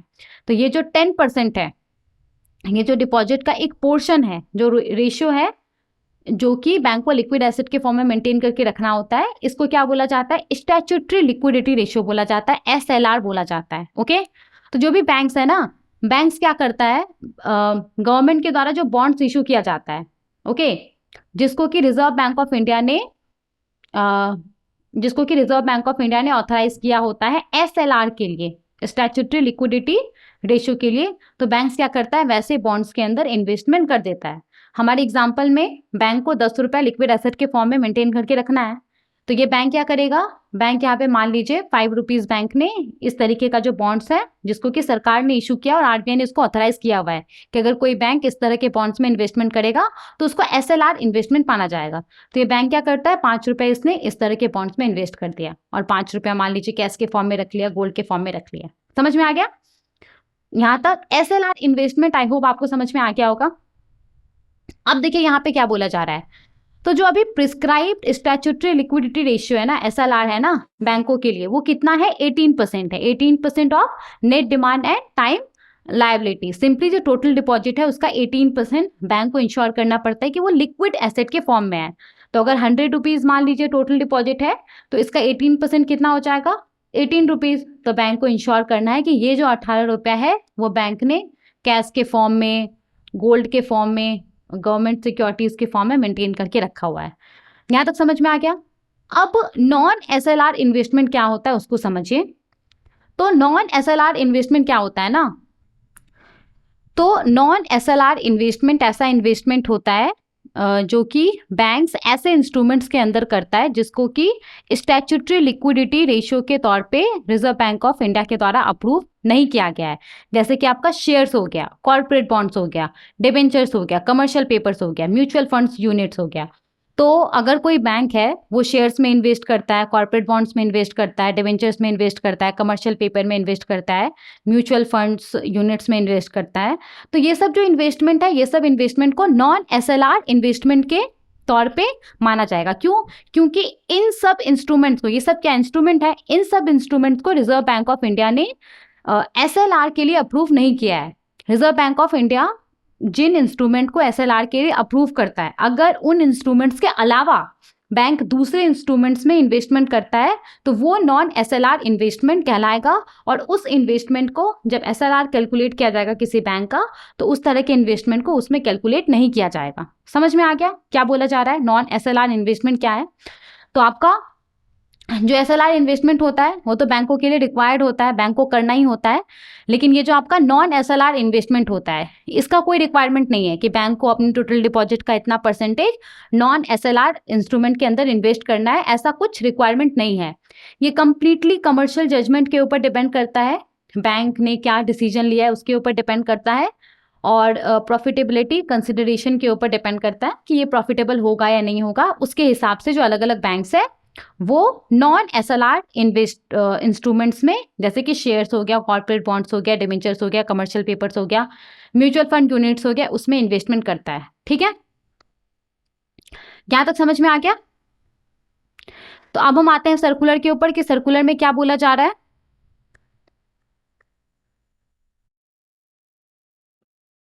ये है हमारा सर्कुलर। तो 14 जुलाई 2016 के सर्कुलर को रेफर करने के लिए बोला गया है। तो इस सर्कुलर में state cooperative bank, central cooperative bank को अलाउ कर दिया गया था कि वो नॉन SLR इंस्ट्रूमेंट्स के अंदर इन्वेस्टमेंट कर सकता है। और इस सर्कुलर के अंदर basically permissible non SLR instruments के बारे में मेंशन है कि किस तरह का जो इंस्ट्रूमेंट्स है उसमें अगर इन्वेस्टमेंट होता है तो उसको नॉन SLR इन्वेस्टमेंट माना जाएगा। इसके बाद यहाँ पे बैंक का टोटल नॉन SLR इन्वेस्टमेंट कितना हो सकता है, तो ये मैं आपको बता देती हूँ। बैंक का टोटल नॉन SLR इन्वेस्टमेंट कितना हो सकता है, देखिए यहाँ पे दिया गया है। तो कोई बैंक है, उसका प्रीसीडिंग फाइनेंशियल ईयर में, प्रीवियस फाइनेंशियल ईयर के 31 मार्च तक बैंक का जो टोटल डिपॉजिट होगा ना, उसके 10% से ज़्यादा उसका नॉन SLR इन्वेस्टमेंट नहीं हो सकता है। तो कोई मान लीजिए स्टेट कोऑपरेटिव बैंक है, ओके, और लास्ट फाइनेंशियल ईयर के 31 मार्च तक इसका जो टोटल डिपॉजिट है, मान लीजिए 100 करोड़ है, तो यहाँ पे इसका 10% कितना हो गया, 10 करोड़ हो गया।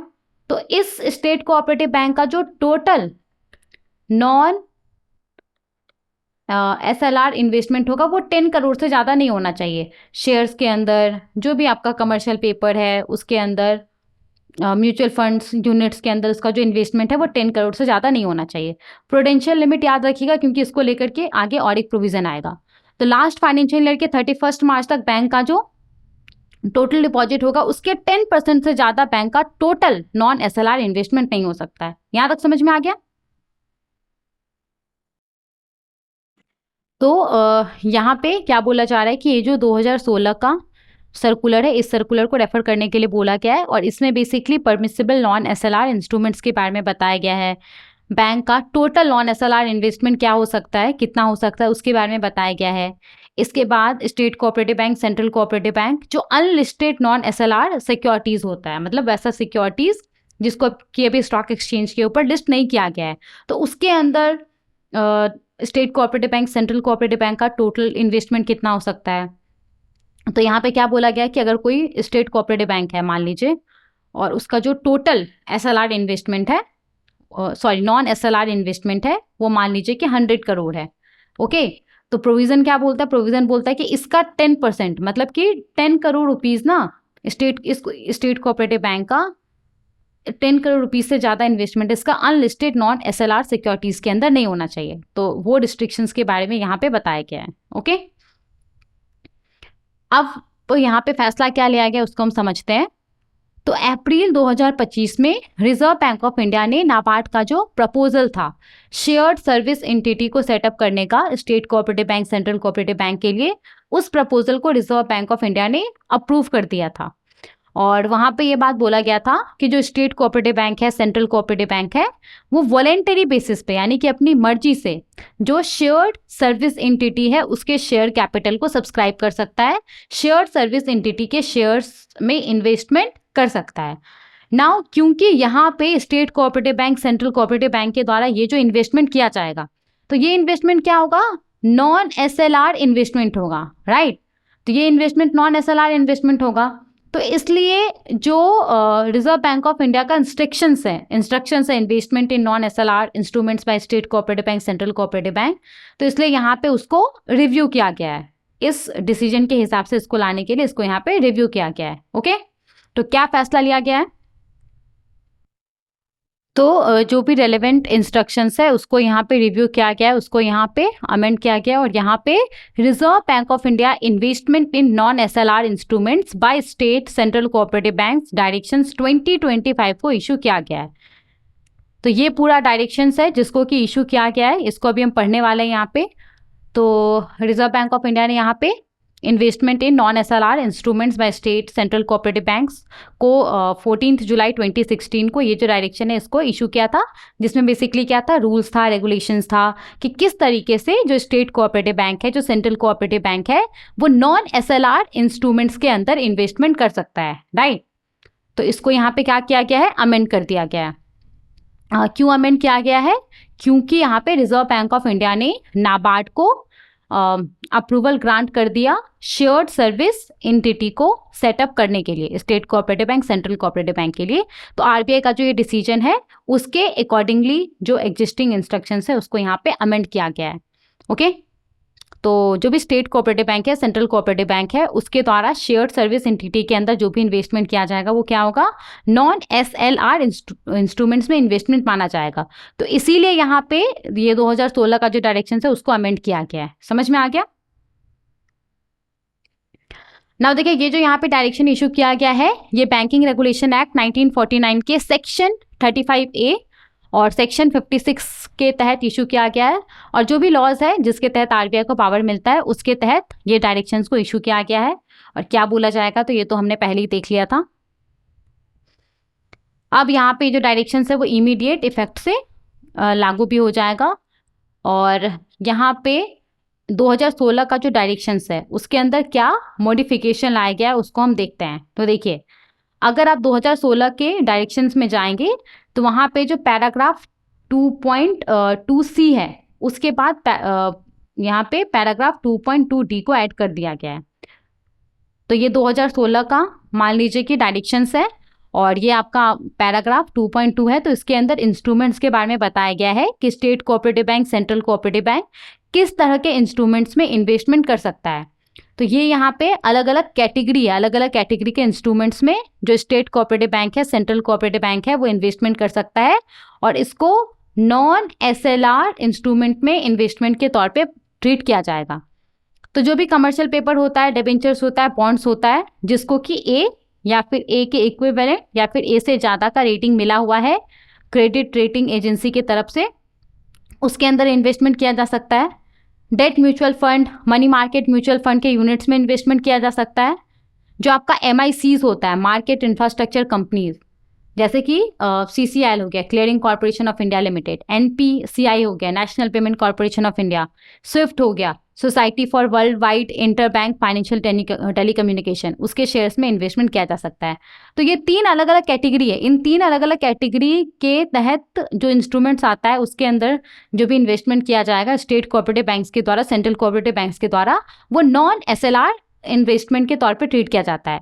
तो इस लिस्ट में और एक कैटेगरी को ऐड कर दिया गया है। यहाँ पे क्या बोला गया है कि जो नाबार्ड है, नाबार्ड ने जो शेयर्ड सर्विस एंटिटी को सेटअप किया है state cooperative bank, central cooperative banks के लिए, तो यहाँ पे इसके शेयर कैपिटल में भी जो इन्वेस्टमेंट किया जाएगा उसको नॉन एसएलआर इन्वेस्टमेंट के तौर पे माना जाएगा। तो पहले 3 कैटेगरी था, अब यहाँ पे 4 कैटेगरी हो गया। इन 4 कैटेगरी के तहत जो भी इन्वेस्टमेंट किया जाएगा उसको नॉन एसएलआर इन्वेस्टमेंट के तौर पे माना जाएगा। I hope this is clear, समझ में आ गया ये वाला पूरा। आगे बढ़ते हैं।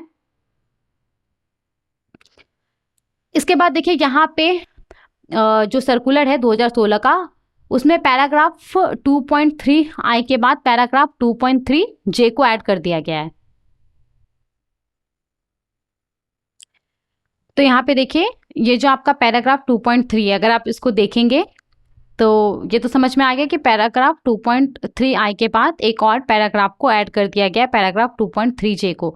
तो अगर आप पैराग्राफ 2.3 देखेंगे तो यहाँ पे देखिए पूरा रिस्ट्रिक्शंस बताया गया है। State cooperative bank, central cooperative banks के द्वारा जो नॉन एसएलआर इंस्ट्रूमेंट्स में इन्वेस्टमेंट किया जाता है उसके लिए यहाँ पे कुछ कुछ रिस्ट्रिक्शंस बताया गया है।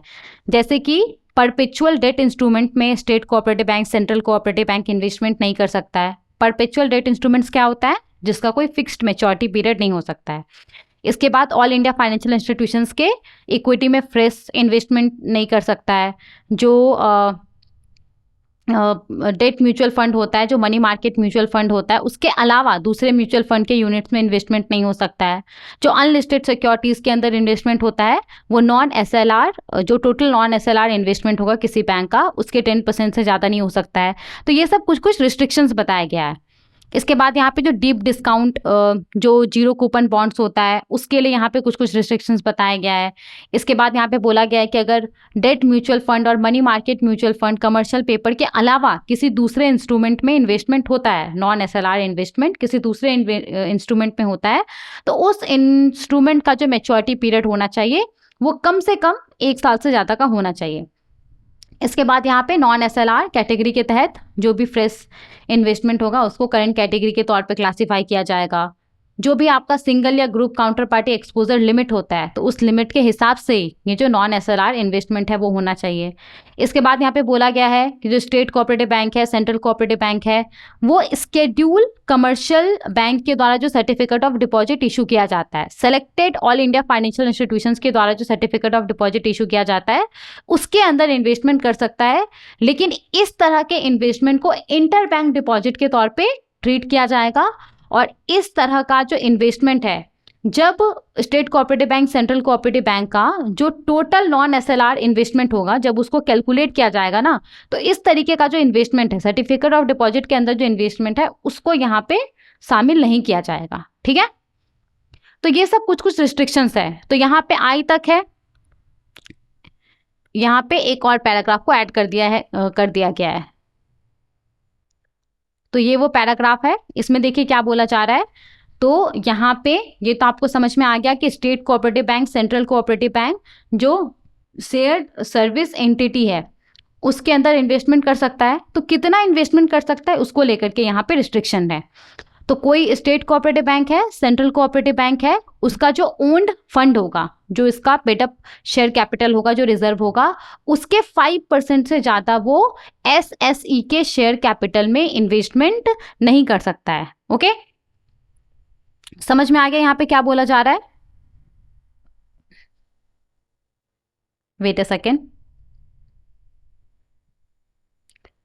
ठीक है, तो कोई भी स्टेट कोऑपरेटिव बैंक है, सेंट्रल कोऑपरेटिव बैंक है, उसका जो ओन फंड होगा, पेडअप शेयर कैपिटल और रिजर्व होगा, उसके 5% से ज़्यादा उसका इन्वेस्टमेंट एसएससी के शेयर सर्विस एंटिटी के शेयर कैपिटल में नहीं हो सकता है। तो जैसे कि मान लीजिए कोई स्टेट कोऑपरेटिव बैंक है, ओके, और इसका जो आपका ओन्ड फंड है वो सपोज कि 300 करोड़ रुपीज़ का है, तो इसका 5%, 5 3 जा 15 करोड़ होगा, राइट।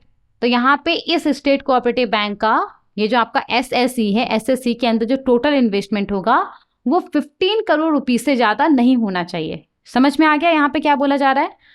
अब देखिए इस तरीके का जो इन्वेस्टमेंट है, ये जो state cooperative bank, central cooperative bank का इन्वेस्टमेंट होगा शेयर्ड सर्विस एंटिटी के अंदर ना, तो इस तरीके का जो इन्वेस्टमेंट है ना, ये इन्वेस्टमेंट जो non SLR total non SLR investment limit है, जब उसको कैलकुलेट किया जाएगा, जो रिस्ट्रिक्शंस है कि अनलिस्टेड नॉन SLR इन्वेस्टमेंट के अंदर इंस्ट्रूमेंट्स के अंदर कितना इन्वेस्टमेंट हो सकता है, तो जब इस लिमिट को कैलकुलेट किया जाएगा, जब इस लिमिट को कैलकुलेट किया जाएगा ना, तो ये वाला जो इन्वेस्टमेंट है ना, उसको कंसीडर नहीं किया जाएगा। एक एग्जांपल से समझते हैं तो आपको क्लियर हो जाएगा। यहाँ पे मैंने एक ब्लैंक पेज दिया है। मान लीजिए कि कोई स्टेट कोऑपरेटिव बैंक है, ओके, इसका जो ओन फंड है वो मान लीजिए 300 करोड़ का है, और इसका लास्ट फाइनेंशियल ईयर के 31 मार्च तक जो टोटल डिपॉजिट है वो मान लीजिए कि 1500 CR है, ओके। अब यहाँ पे इस स्टेट कोऑपरेटिव बैंक का SSE के अंदर मैक्सिमम इन्वेस्टमेंट कितना हो सकता है? मैक्सिमम इन्वेस्टमेंट 15 करोड़ हो सकता है, मतलब कि इसका 5% 15 करोड़ हो सकता है, राइट। और यहाँ पे इस स्टेट कोऑपरेटिव बैंक का जो टोटल नॉन SLR इन्वेस्टमेंट होगा, वेट अ सेकेंड, यहाँ पे मैंने कुछ गलत बताया क्या? Prudential limit on non SLR investment, okay, ठीक है। यहाँ पे क्या बोला जा रहा है कि जो टोटल नॉन SLR इन्वेस्टमेंट होगा, इसका जो टोटल डिपॉजिट है 1500 करोड़ है, तो इसका 10% कितना हो जाएगा? इसका 10% आपका 150 करोड़ हो जाएगा, ठीक है। तो इसका जो टोटल नॉन SLR इन्वेस्टमेंट होगा वो कितना होगा? 150 करोड़ होगा। यहाँ तक समझ में आ गया? और 150 करोड़ का अगर आप 10% निकालेंगे तो कितना हो जाएगा आपका? अगेन 150 करोड़ का आप अगर 10% निकालेंगे तो कितना हो जाएगा? 15 करोड़ होगा, राइट, ओके।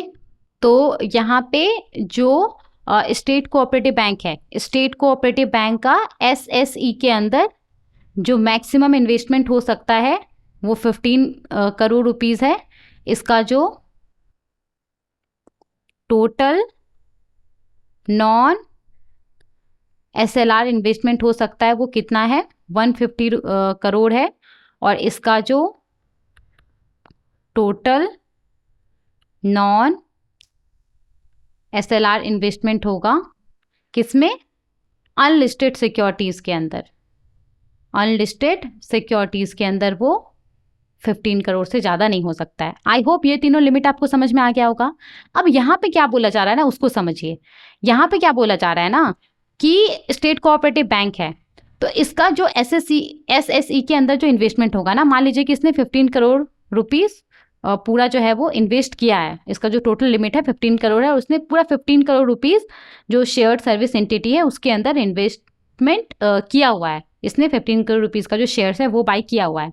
तो अब क्या बोला जा रहा है ना, जब इस बैंक के लिए टोटल नॉन SLR को कैलकुलेट किया जाएगा, टोटल नॉन SLR इन्वेस्टमेंट को कैलकुलेट किया जाएगा ना, तो ये मैक्सिमम कितना होना चाहिए? 15 करोड़ रुपीस होना चाहिए। तो इस कैलकुलेशन में इसको शामिल नहीं किया जाएगा, जो 15 करोड़ है उसको शामिल नहीं किया जाएगा। इसको हटा करके ये जो 150 करोड़ रुपीस है ये total non SLR investment limit है इस स्टेट कोऑपरेटिव बैंक्स के लिए।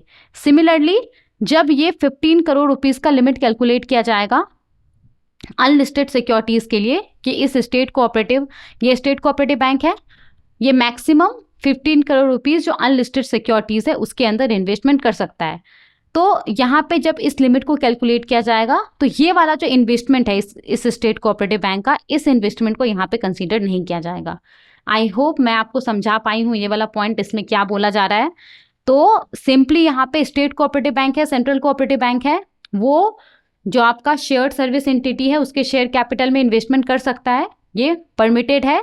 लेकिन यहाँ पे मैक्सिमम कितना कर सकता है? इसका जो ओन्ड फंड होगा, ओन्ड फंड के अप टू 5% तक, मैक्सिमम 5% तक वो इन्वेस्टमेंट कर सकता है। तो 300 करोड़ अगर उसका ओन्ड फंड है तो उसका 5% 15 करोड़ रुपीस हुआ, तो मैक्सिमम 15 करोड़ रुपीस वो SSC के शेयर कैपिटल में इन्वेस्टमेंट कर सकता है। और इस तरह का जो इन्वेस्टमेंट है, इस तरह का जो इन्वेस्टमेंट है उसके ऊपर जो प्रूडेंशियल लिमिट है नॉन SLR इन्वेस्टमेंट को लेकर के, रिस्ट्रिक्शंस जो है अनलिस्टेड नॉन SLR इंस्ट्रूमेंट में इन्वेस्टमेंट को लेकर के, वो सब लागू नहीं होगा, वो सबसे अलग है ये। ओके, समझ में आ गया? तो क्या मॉडिफिकेशन किया गया है वो भी मैंने आपको समझा दिया, यही पूरा फैसला लिया गया है। क्वेश्चन आपसे पूछा जा सकता है यहाँ पे ये 5% वाले पॉइंट के ऊपर। और एप्लीकेबिलिटी तो अभी तक आपको समझ में आ ही गया होगा, जितना भी स्टेट और सेंट्रल कोऑपरेटिव बैंक्स है उन सब के ऊपर ये जो सर्कुलर है ये एप्लीकेबल होगा। तो देखिए, भले ही state cooperative bank, central cooperative banks के द्वारा ये जो इन्वेस्टमेंट किया जाएगा SSE के अंदर, वो क्या है, kind of non SLR investment है, क्योंकि ये ऑब्वियस है कि अगर ये SLR इन्वेस्टमेंट नहीं है तो ये क्या है, नॉन SLR इन्वेस्टमेंट है। नॉन SLR इन्वेस्टमेंट होने के बावजूद जो total non SLR investment limit है स्टेट कोऑपरेटिव बैंक के लिए, सेंट्रल कोऑपरेटिव बैंक के लिए, उसमें इस इन्वेस्टमेंट को शामिल नहीं किया जाएगा। ओके, समझ में आ गया मैं क्या बोलना चाह रही हूँ? तो आज के इस लेक्चर का ये हमारा लास्ट सर्कुलर था जिसको हमने डिस्कस किया है। आई होप जितने सारे भी सर्कुलर्स हमने यहाँ पे डिस्कस किए हैं वो सब आपको समझ में आ गया होगा। कहीं पे भी कोई भी कंफ्यूजन रहने से आप हमें कमेंट कर सकते हैं। Thank you so much for watching.